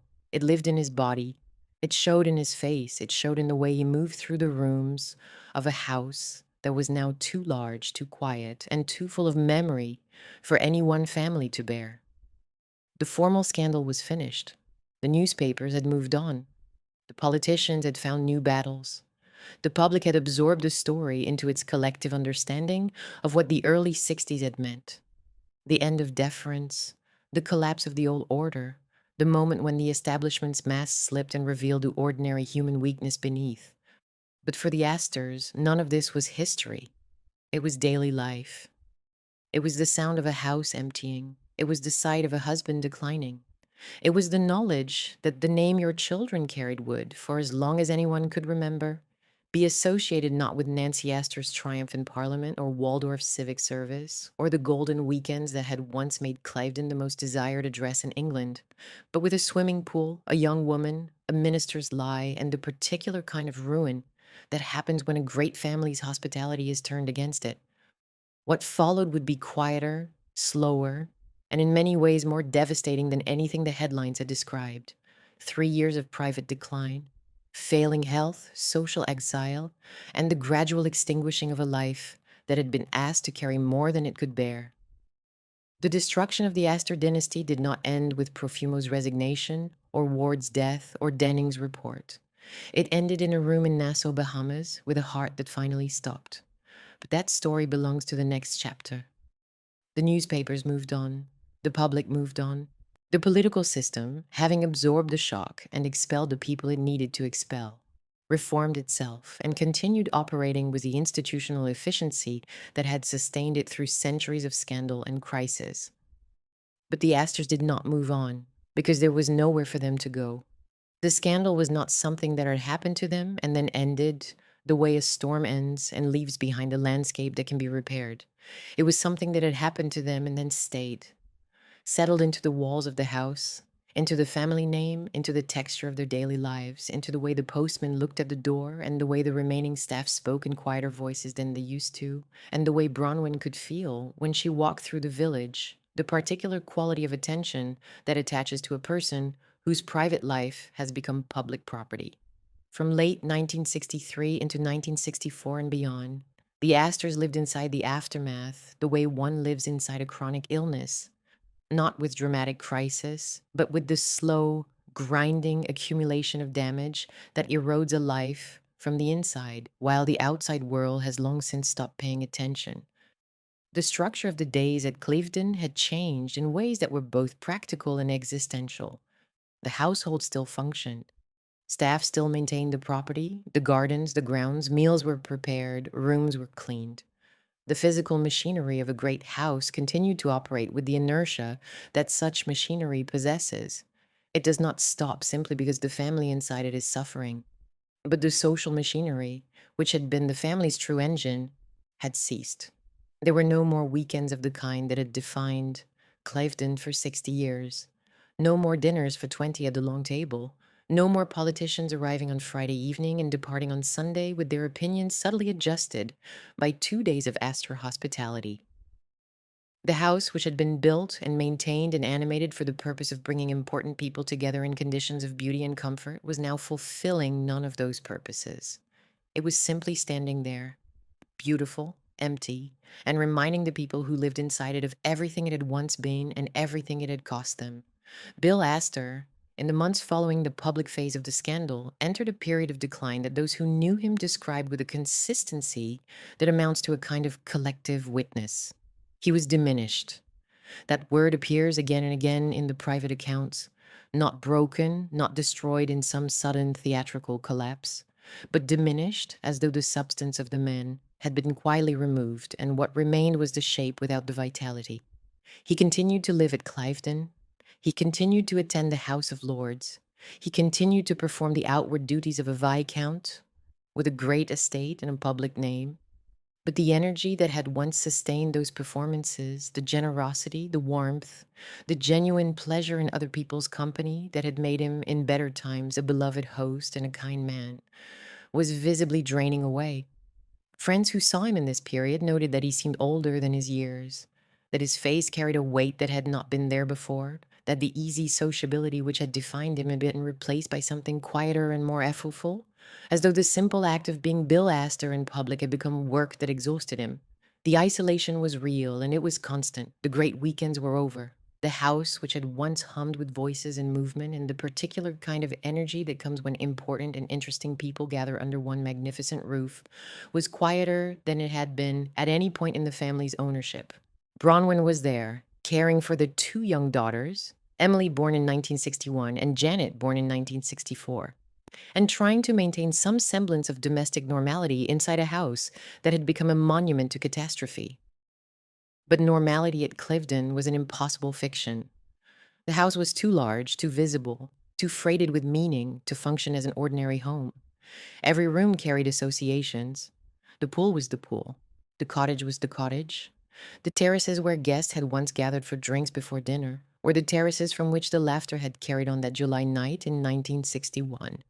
The house did not allow the family to forget because the house was the thing they were trying to forget. Bill's relationship with the estate had changed in a way that was as much psychological as practical. Cliveden had been given to the National Trust by his father Waldorf in 1942, with the family retaining the right to live there. That arrangement, which had once seemed like an act of public spirited generosity, now felt like something else. A thinning of the bond between the family and the house, a first step in a process of separation that the scandal had accelerated beyond anyone's ability to reverse. Bill was still the occupant of Cliveden, but he was no longer its master in the way his parents had been. The trust owned the fabric. The public was beginning to own the story. And Bill was left with the title, the residency, and the knowledge that the house he had been raised to steward had become the thing that was consuming him. Through 1964, the deterioration continued. Bill's health, which had never been exceptional, worsened in the ways that the available sources describe in general rather than clinical terms. He was tired in a way that sleep did not repair. He was strained in a way that rest did not ease. He looked unwell, thinner, grayer, older than his years, as though the calendar and the scandal were aging him at different speeds and the scandal was winning. Those who saw him at the House of Lords, where he continued to attend, with the dogged regularity of a man performing a duty he no longer believed in, noted a figure who seemed to be diminishing visit by visit, as though each appearance cost him something he could not replenish. The connection between the scandal and his physical decline was drawn by family and friends, with a certainty that medical records alone cannot confirm, but that the chronology and the testimony of those closest to him make very difficult to dismiss. Before 1963, Bill Astor had been a man of middling health, but functioning vitality. He had hosted, traveled, socialized, managed a large estate, attended parliament, and carried out the duties of a viscount with a level of energy that, while never exceptional, had been entirely adequate for the life he was living. After 1963, he was a man in visible, continuous decline. The change was not gradual in the way that ordinary aging is gradual. It was sharp and pronounced, as though a switch had been thrown in the summer of that year and the machinery of his body had begun running on diminished power. The stress of public humiliation, social abandonment, the loss of his mother, and the daily effort of living inside a house that had become a national shorthand for disgrace had taken a toll that manifested in his body as surely as if the damage had been inflicted with physical force. His doctors attended him. His wife watched him. His brother David saw the change each time they met. And the people who had known him before the scandal and who still cared enough to pay attention understood that they were watching a man being slowly destroyed by something that no amount of medical treatment could address. Because the illness was not in his organs, it was in his circumstances. And then, in May 1964, Nancy died. She was 84 years old.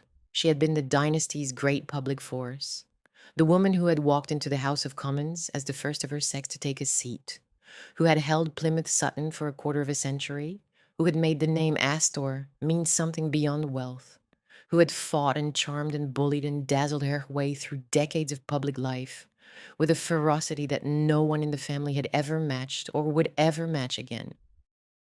She'd been witty enough to silence Churchill across the floor of the House.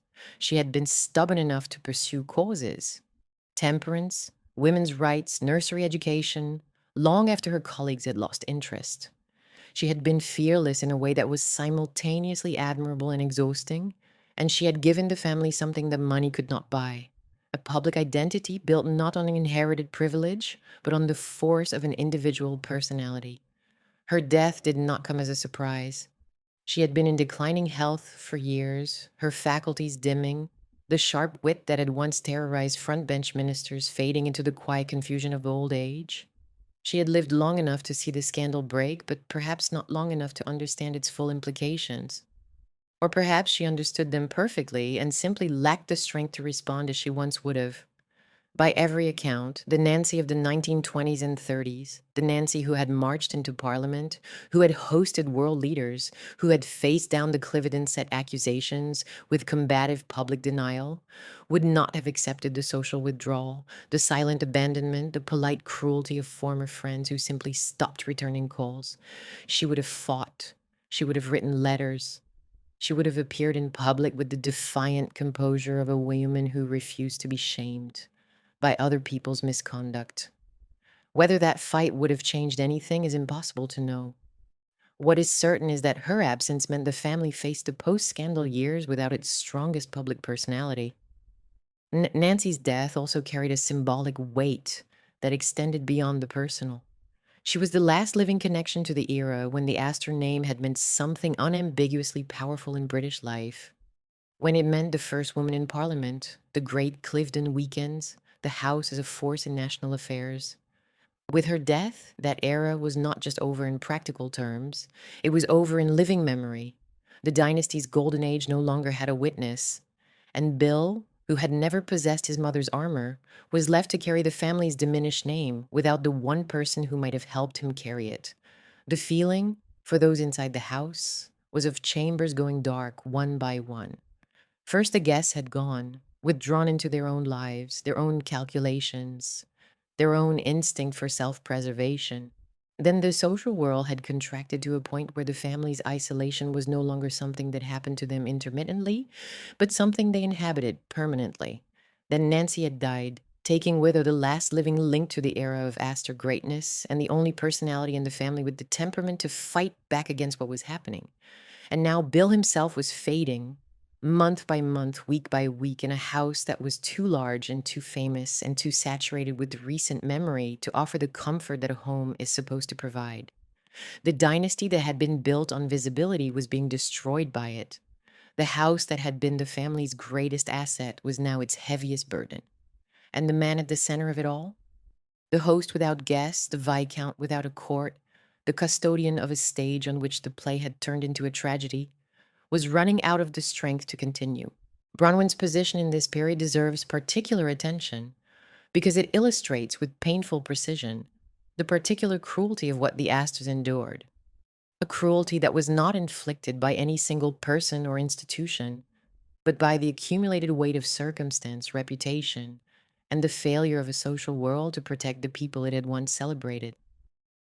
She was in her mid-30s. She had two young daughters who needed her attention, her energy, and her emotional presence at exactly the moment when all three of those resources were being consumed by the crisis around her. She had married into one of the most prominent families in England, expecting, reasonably understandably, as any woman in her position might have expected, a life of privilege and purpose, and the kind of social standing that her beauty, intelligence, and warmth would have allowed her to fill with genuine distinction. Instead, she found herself trapped inside a national scandal she had not created, married to a man whose health was failing visibly under the weight of that scandal, living in a house whose name had become a synonym for elite corruption, and raising her children in an atmosphere of grief, shame, social isolation, and slowly accumulating dread. The version of aristocratic protection that Cliveden had once seemed to promise, the ancient comforting idea that a great house and a great name and great wealth could insulate a family from the worst of what the world inflicted, had failed completely and irreversibly. The house did not protect. The name did not shield. The money did not comfort. The title did not create a barrier between the family and the public's judgment. Bronwyn was, in the most literal sense, living proof that the Astor machine had broken down, and that the people inside it were being ground by the same mechanisms that had once elevated them. She would later describe this period as the darkest of her life, darker even than the scandal itself in its acute headline-driven phase, because the scandal at least had the terrible energy of crisis, the adrenaline of events moving quickly, the sense that something was happening even if what was happening was catastrophic. The aftermath had none of that energy. It was simply the long, flat, gray experience of living with damage, day after day, in a house that offered no escape from the thing that had caused it, with a husband who was dying by degrees and children who needed a mother who was not drowning herself. Her later conversion to Catholicism, her training as a psychotherapist, her decades of spiritual work and charitable commitment, all of that lay in the future, on the other side of a grief she had not yet finished living through. For now, in the winter of 1965, she was the Viscountess of Cliveden, and Cliveden was a ruin wearing the disguise of a palace. By 1965, the family's connection to the house felt more like an obligation than a privilege. The National Trust's ownership of the estate meant that the physical fabric of Cliveden would endure regardless of what happened to the family, and that knowledge, which in better times might have felt like a comfort, a guarantee that the family's legacy would survive in stone and garden, even if it faded in reputation, now felt like a final irony. The house would outlast them. The house would go on being beautiful, being visited, being admired, long after the family whose name it bore had ceased to live there. The dynasty had built the stage. The stage would survive the dynasty. That is not a lesson. That is just the way these things happen. Bill, by this point, was spending increasing amounts of time away from Cliveden, in London, in the Bahamas, wherever the weight of the house could be briefly set down. Nassau, in the Bahamas, had become a place of retreat, a warm, distant, sun-bleached outpost of the old colonial world, where the Astor name carried less freight than it did in Buckinghamshire, where the newspapers were less interested and the social judgments less acute. Other wealthy Englishmen kept homes there. It was a place where money bought privacy and where the particular kind of English scandal that fed on proximity to the establishment lost some of its power in the Caribbean light. Whether Bill's trips to Nassau were holidays or flights, whether he went to rest or to escape, is a question of interpretation that depends largely on who is telling the story. What is clear is that Bill was, by the winter of 1965 and into early 1966, a man in search of somewhere that did not remind him of what he had lost. And what he had lost by this point was not merely reputation or social standing. He had lost the will to inhabit his own life. The title was still his. The name was still his. The house was still nominally his home. But the vitality that had once animated those possessions, the pleasure he had taken in hosting, in being useful, in making the machinery of Cliveden run, had drained away, and what was left was a man going through motions that no longer meant anything in places that no longer felt like home. The precise details of Bill Astor's final weeks and days are not fully documented in the public record, and the outline of what follows must respect that limitation honestly. What is securely established is the date, the location, and the cause. On the 7th of March, 1966, William Waldorf Astor, the third Viscount Astor, died in Nassau, Bahamas, of a heart attack. He was 58 years old. There is something about that sentence that is worth sitting with for a moment. 58, not old, not young, an age at which a man of wealth and title and standing might reasonably have expected another 20 years of life, years to see his daughters grow up, to watch his son come into adulthood, to rebuild some fragment of the life the scandal had taken, to find whatever peace was available to a man who had been asked to carry a myth and had been crushed by it instead. He did not get those years. His heart, which had been bearing the physical cost of 3 years of unrelenting strain, stopped in a room in Nassau, far from Cliveden, far from the Thames, far from the terraces and the pool and the cottage and the mausoleum where his parents lay and where he himself would soon be placed. The family later attributed his death, in the language of private grief rather than medical science, to a broken heart. That phrase exists outside the vocabulary of clinical diagnosis, but inside the vocabulary of a kind of truth that clinical diagnosis cannot reach. Whether the heart attack that killed Bill Astor was the direct physiological consequence of the scandal's stress, the cortisol, the sleeplessness, the anxiety, the cumulative cardiovascular damage of 3 years of living in a state of sustained distress, or whether it was simply the failure of a body that had been weakened in ways that happened to coincide with a period of extraordinary psychological suffering, is a distinction that the family's experience rendered meaningless. He had been well enough before the scandal. He had been functional, active, present, and now he was dead, 3 years after a swimming pool and a minister's lie had set in motion the sequence of events that consume everything he had. The line between those two facts was drawn through Cliveden, through the pool, through the cottage, through the courtroom where his name had been used as a punchline, and through the silent rooms of a house that his friends and guests had abandoned. The death certificate recorded a heart attack. The people who knew him recorded something else. Bill Astor was 58 years old. Bronwyn was 35. Emily was 4. Janet was 1. And William, the son from Bill's first marriage to Sarah Norton, the boy who had been 10 years old when Christine Keeler appeared by the floodlit pool, who had absorbed the nameless dread of the household as only a child can absorb such things, who had watched his father diminish and his home empty and his family's name become a word people used when they wanted to talk about the failures of the ruling class, was 14 years old. He was now the 4th Viscount Astor. What that title meant in March 1966 was almost nothing and almost everything at the same time. It carried no power. It carried no wealth in itself. It carried no automatic right to live at Cliveden, which the National Trust already owned. What it carried was the name, and the name carried the history. And the history now included not only the golden era of Nancy and Waldorf and the great weekends, but also the swimming pool, and the minister and the trial and the dead osteopath and the broken viscount buried in the mausoleum. William inherited all of it, and the pride and the shame, the achievement and the catastrophe. At an age when most boys were thinking about school and sport and the ordinary, unhistorical business of growing up. He had not asked for the title. He had not prepared for it. He had simply received it the way children in these families always receive such things. Not as a choice, but as a consequence of being born into a story that was already in motion long before they arrived. Bill's body was brought back to England. He was buried in the Astor Mausoleum at Cliveden, the octagonal chapel set within the grounds of the estate that his grandfather had purchased in 1893, that his father had given to the National Trust in 1942, and that the scandal of 1963 had transformed from a symbol of English power into a symbol of English hypocrisy. The burial placed his remains in the grounds of a house that the family would no longer inhabit. That detail matters more than it might seem.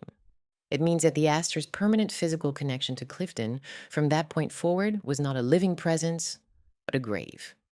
The man who had been Cliveden's last resident viscount would lie there for as long as the stone endured, in the earth of an estate his family no longer occupied, while visitors walked the gardens above him and perhaps wondered, if they thought about it at all, what had happened to the people who once lived in the great house at the top of the hill. The burial was a private affair. The family that had once filled the house with guests and noise and life now gathered in the smallest possible circle to bury the man who had inherited the myth and been broken by it. Bronwyn was there, the children were there, David was there, carrying his own grief for a brother whose life had been shaped by a house that David himself had never been required to carry. And then it was over. The 3rd Viscount Astor was in the ground, and the question of what happened next fell to the people he had left behind, none of whom had the resources, the appetite, or the illusion that Cliveden could ever be what it had once been. In 1966, the family's occupation of Cliveden effectively ended. The arrangement by which the Astors had continued to live in the house after Waldorf's 1942 gift to the National Trust came to a close with Bill's death, and the terms of the trust meant that there was no automatic right for the next generation to continue in residence. Bronwyn, widowed at 35 with 2 daughters under the age of 5, had neither the desire nor the emotional resources to maintain the connection on her own. The house that had been her marital home for less than 6 years, and a home shadowed by scandal for more than half of that time, held no further promise for her. The young 4th Viscount, William, still a schoolboy at 14, had neither the age nor the means, nor, one suspects, the inclination to claim a house that had delivered his family nothing but pain in the years he could remember. The trust assumed full management of the property. Stanford University later leased the house from 1969 as an overseas study campus. The rooms that had hosted prime ministers, diplomats, Gandhi, and Charlie Chaplin would now host American undergraduates studying abroad. The transformation was not cruel. It was simply complete. The departure was not dramatic. There was no ceremony marking the end of the Astor era at Cliveden.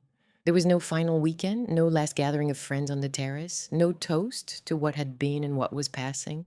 The friends were already gone. The weekends were already over.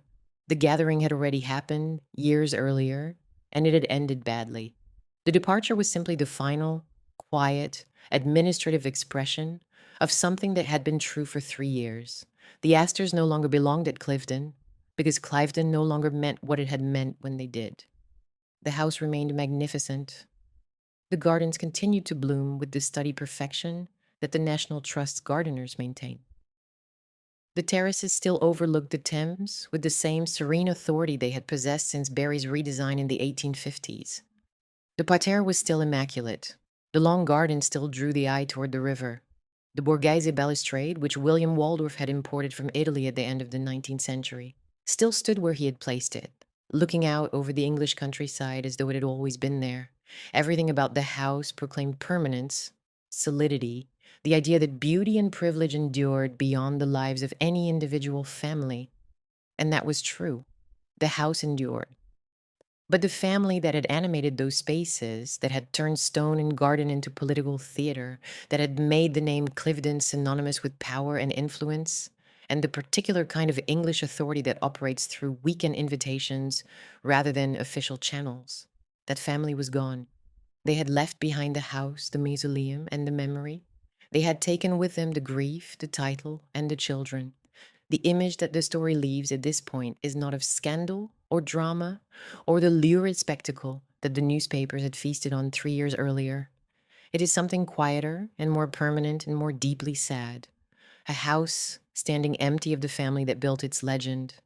A teenage boy with a title he had never expected to inherit so young.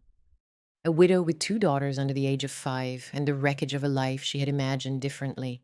A grave in the grounds of an estate that now belonged to the nation rather than to the name. And the knowledge, which would settle more deeply with each passing decade, that the dynasty had not been destroyed by a single catastrophe, but by the slow, cumulative withdrawal of everything that had once sustained it: friends, health, purpose, reputation, and finally life itself. Bill Astor was dead. The Astors had left Cliveden. But the story did not end with his death or with their departure, because dynasties do not end cleanly. They trail consequences. They leave behind widows who must rebuild their lives and children who must decide what to do with names that carry more history than any one person can comfortably bear. They leave behind houses that go on being famous for reasons the family would rather forget. And they leave behind the question that attaches itself to every great family that falls. What remains when the name that once meant everything no longer means what it did? The dynasty was over. The aftermath, spanning decades, reaching into the present day, was just beginning. The aftermath of a dynasty's collapse is never a single story. It is several stories told simultaneously by people who shared a name and a catastrophe, but who carried the consequences in different directions, at different speeds, and toward different ends.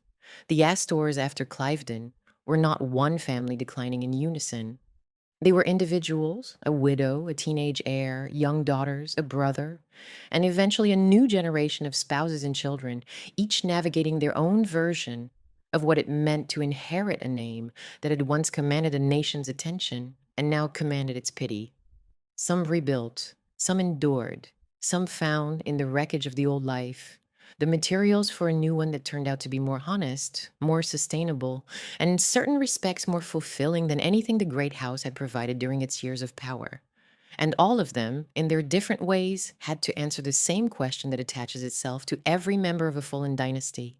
What do you do with a name that means something you did not cause, cannot undo, and cannot escape?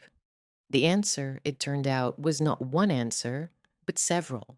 And the variety of those answers is itself part of the story. Evidence that even a dynasty as thoroughly damaged as the Astors retained. In its scattered members, the capacity for reinvention that had been the family's defining characteristic since John Jacob Astor first traded fur for real estate on the wharves of 18th century Manhattan. The instrument changed with each generation. The ambition changed with each branch of the family.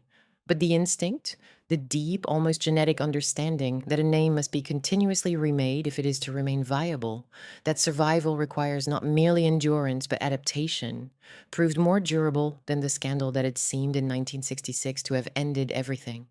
Bronwyn's story, in many ways, is the most remarkable of the aftermath arcs because it involves the most complete reinvention and the most honest reckoning with what the Astor name had actually cost the people who carried it. Widowed at 35, she left Cliveden with her two young daughters and entered a period of private reconstruction that would take not months but decades.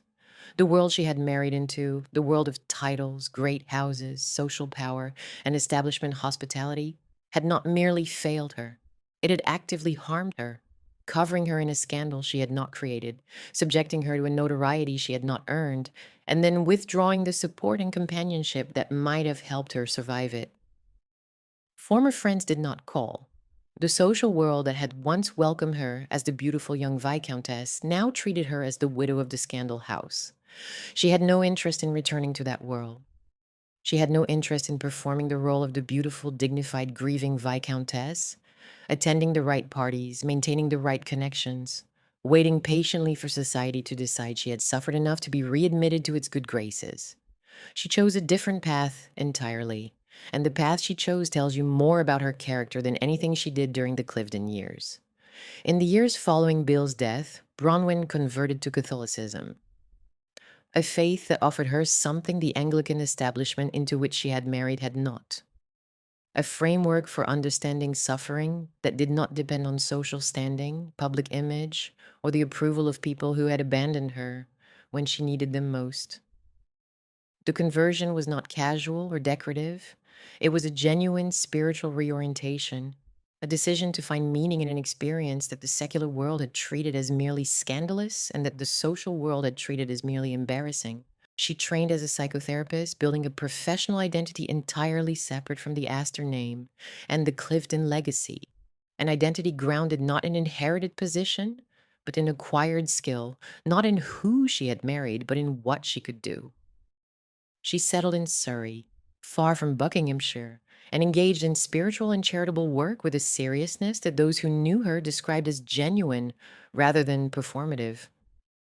Not the philanthropy of a lady bountiful distributing largesse from a country house, but the sustained, quiet effort of a woman trying to make moral meaning out of an experience that had nearly destroyed her. Peter Stanford's biography, Bronwyn Astor, Her Life and Times, built with access to her private papers and her own recollections, recovers her as far more than the wife at Cliveden, far more than the beautiful woman in the background of the scandal photographs. She becomes, in Stanford's account and in her own later interviews and reflections, the family member who most actively refused the meaning the scandal had assigned her. The public saw her as a casualty. She refused to remain one.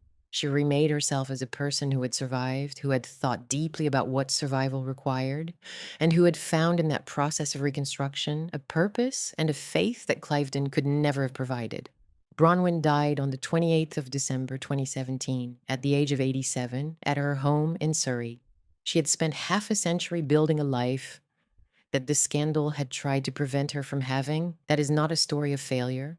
That is a story of something more complicated and more human than failure. William, the fourth Viscount, carried a different kind of weight. The weight not of a life destroyed, but of a life permanently shaped by something that had happened when he was too young to have any say in it.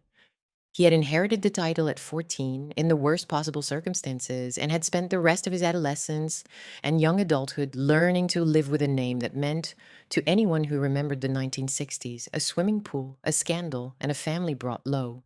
He was educated at Eton, as his father and grandfather had been before him. The institutional continuity of the English upper class persisting with its usual implacable regularity, even when the family within it had been damaged almost beyond recognition. He did not retreat from public life. He entered it cautiously and on a reduced scale that reflected the new reality of what Astor power looked like after Cliveden. There would be no more pretending to command the center of English public life. But there might still be service, influence of a quieter kind, and the dignity of a name carried forward without shame. William served in the House of Lords as a conservative hereditary peer, holding a succession of ministerial posts, including government whip and parliamentary undersecretary of state under John Major in the early 1990s. It was a modest political career by the standards of his grandmother, who had reshaped the House of Commons by walking into it. But it was a genuine career nonetheless. Evidence that the family's instinct for public service had survived the catastrophe, even if the scale and the confidence had diminished. He was steady, dependable, and respected within the chamber in the way that a man who carries a difficult inheritance with grace is respected. Not with awe, but with a kind of sympathetic recognition that he had managed something that lesser temperaments might not have survived. His marriage in 1976 to Annabel Jones brought a new energy and a new set of connections into the family's orbit. And his Spectator memoir, published years later, gave the public one of the only accounts of the Profumo affair written from inside the Astor household. A child's-eyed testimony of fear, dread, the cottage, the pool, the retreating friends, and the slow disintegration of a world that had seemed, from the inside, both magnificent and doomed. The memoir was restrained, precise, and devastating in its quietness. It did not accuse, it did not rage. It simply described what a boy saw and felt when the house he grew up in became the most notorious address in England. That restraint, the ability to tell the truth without sensationalizing it, may be the most Astor quality William ever displayed. On the 29th of April 2026, William was excluded from the House of Lords under the legislation that removed the remaining hereditary peers from the chamber. He was 74 years old. The exclusion was not personal. It applied to all elected hereditary peers under the new act, but its symbolic resonance within the Astor story was impossible to miss. The last formal residue of Astor political representation in Parliament had now ended. Nancy had entered the Commons in 1919 as the first woman to take her seat. William left the Lords in 2026 as one of the last hereditary peers to lose his. The parliamentary chapter of the Dynasty, which had lasted just over a century, was closed. The name Astor would not be heard from those benches again.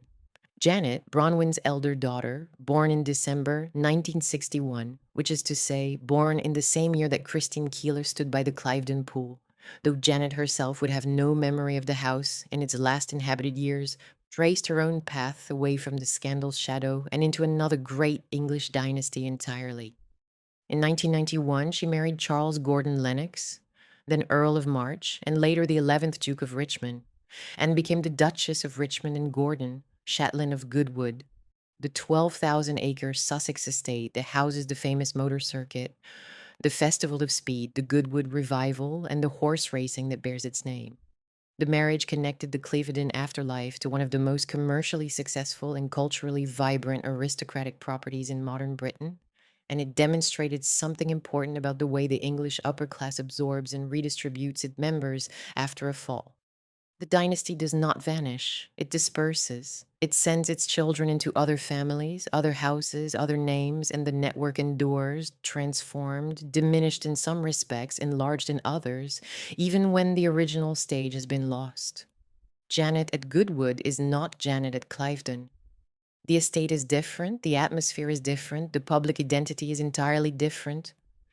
But the continuity of a certain kind of life, a life lived inside a great house, connected to the land, engaged with public events, sustained by the social infrastructure that the English upper class has maintained for centuries, is real, and it tells a story about resilience and adaptation that the scandal's headlines could never have anticipated.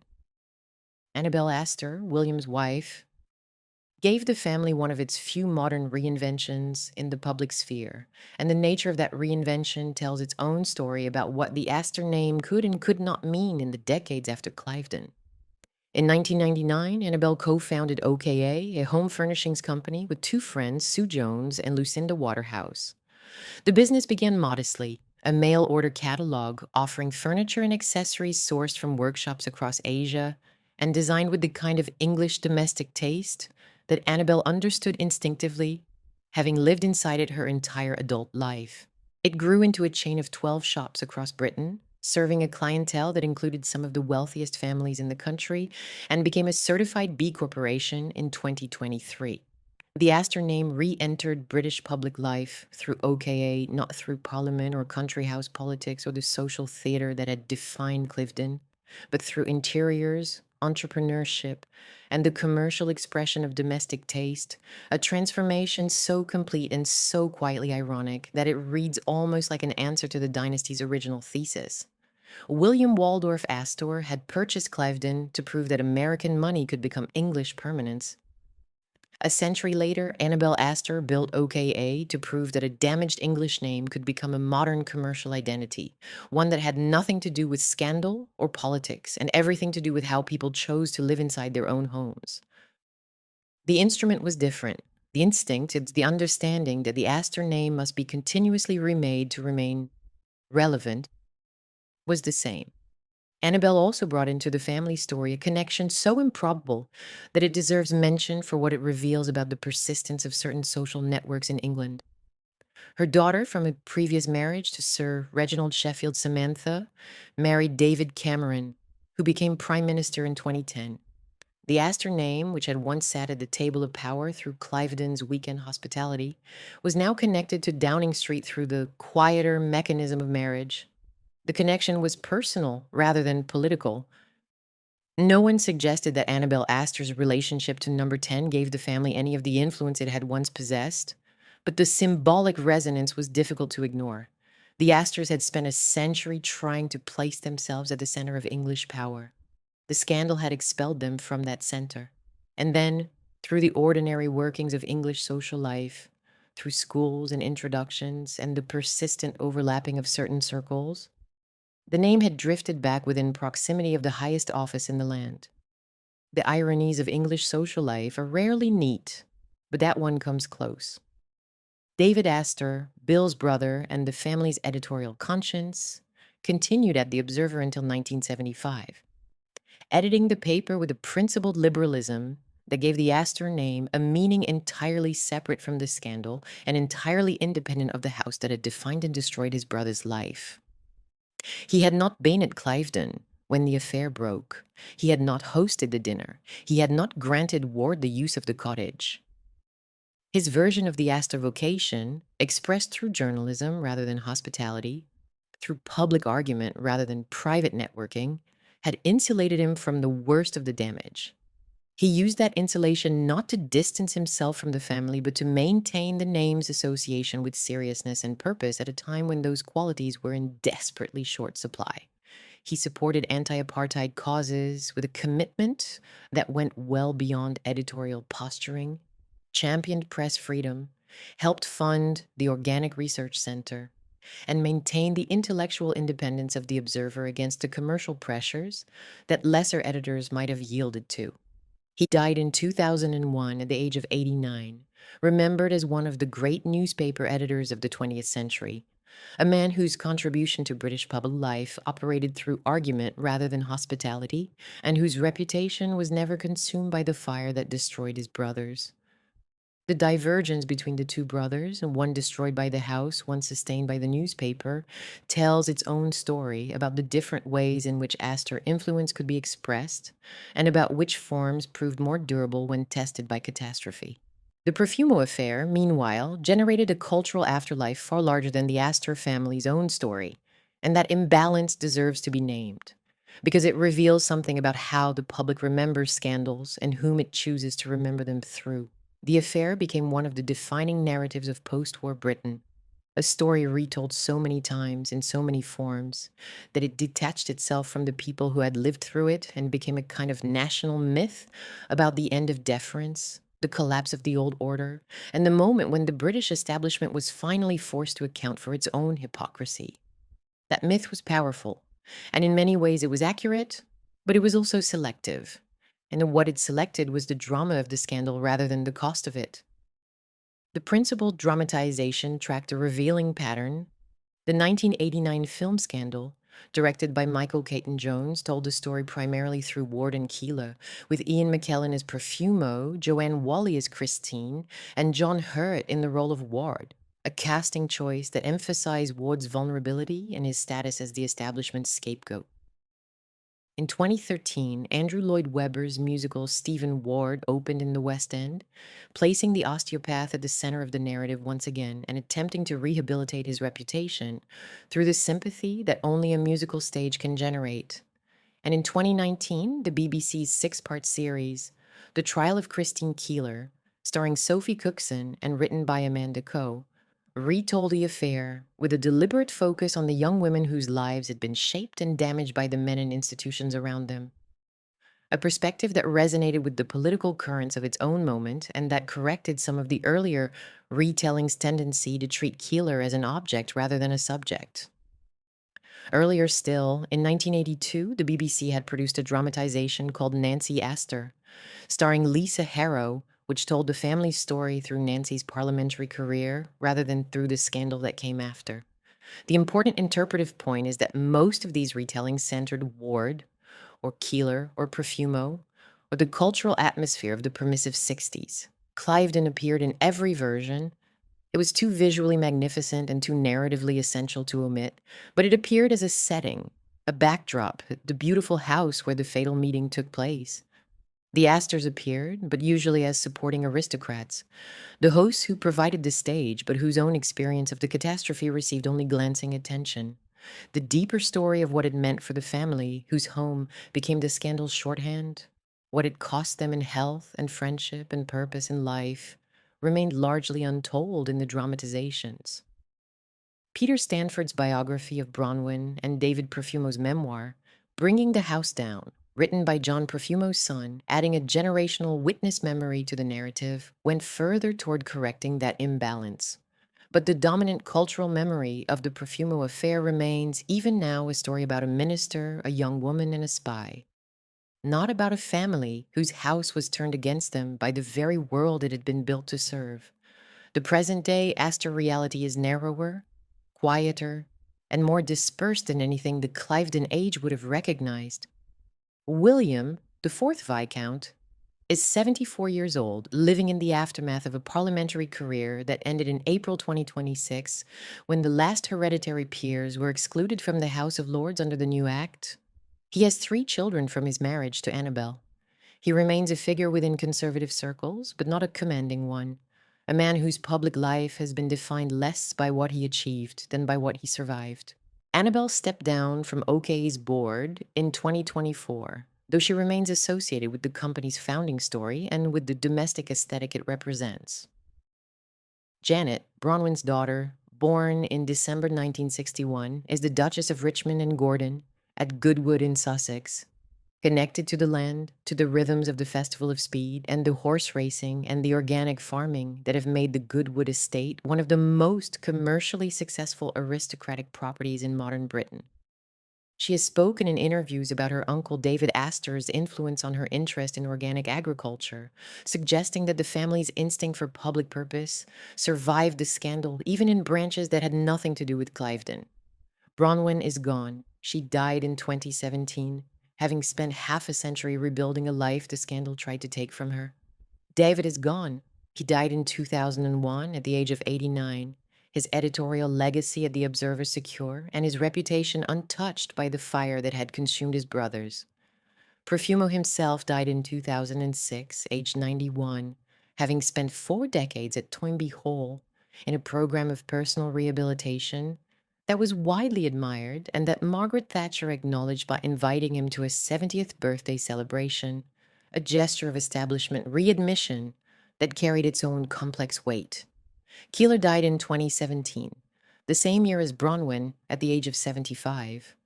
Her entire adult life, shaped by what had happened when she was 19 years old, standing by a swimming pool in Buckinghamshire. Mandy Rice Davies died in 2014, in London, aged 70, the woman whose 6 words in a courtroom had done more to puncture the myth of establishment credibility than any number of parliamentary debates or newspaper editorials. The generation that had lived the scandal was, by the mid-2020s, almost entirely gone.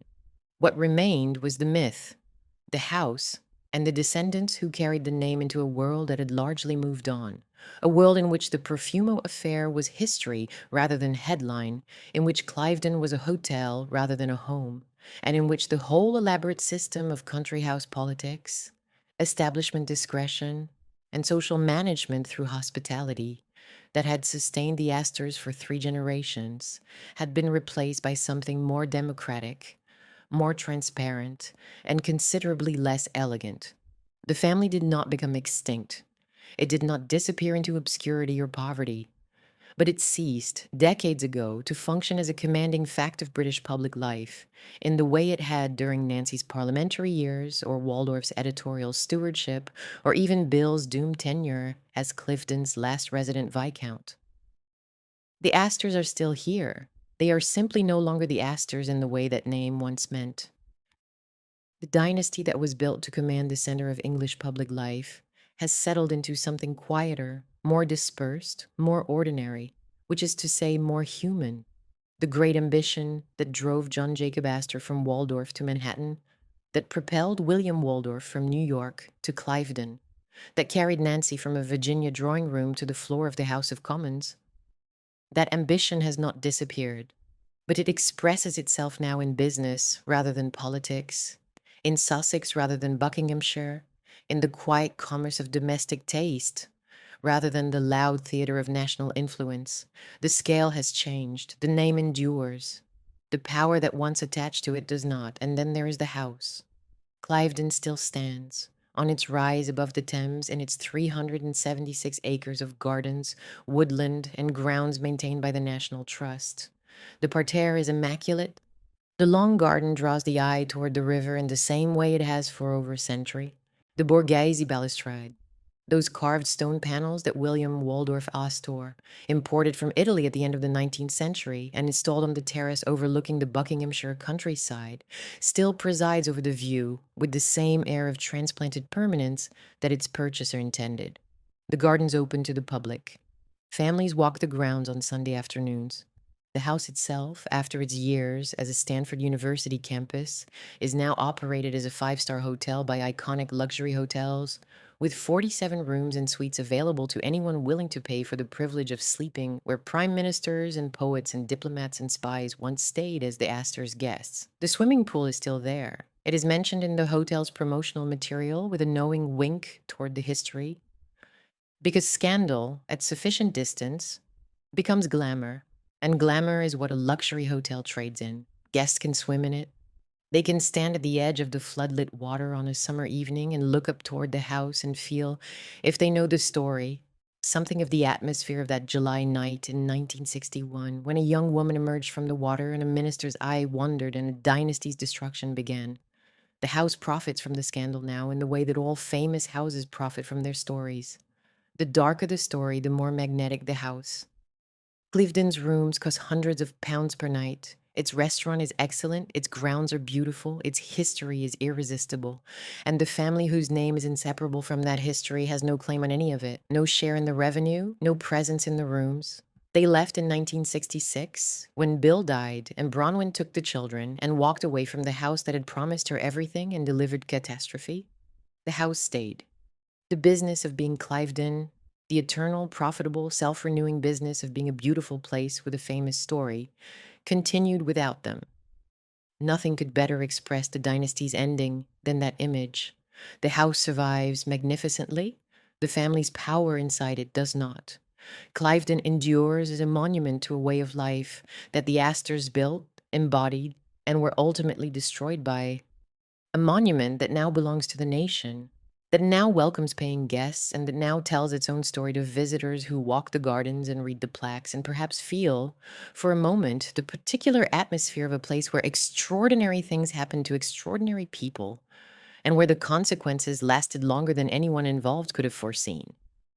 What the Astor story reveals is not that wealth fails, or that scandal destroys, or that great houses are curses. Those would be morals, and this story resists morals, because the people inside it were too complicated and too human to be reduced to lessons. What it reveals is something quieter and more particular. The Astors built one of the most successful facades of the 20th century. American money turned into English legitimacy, private hospitality turned into public authority, a family home turned into a national stage.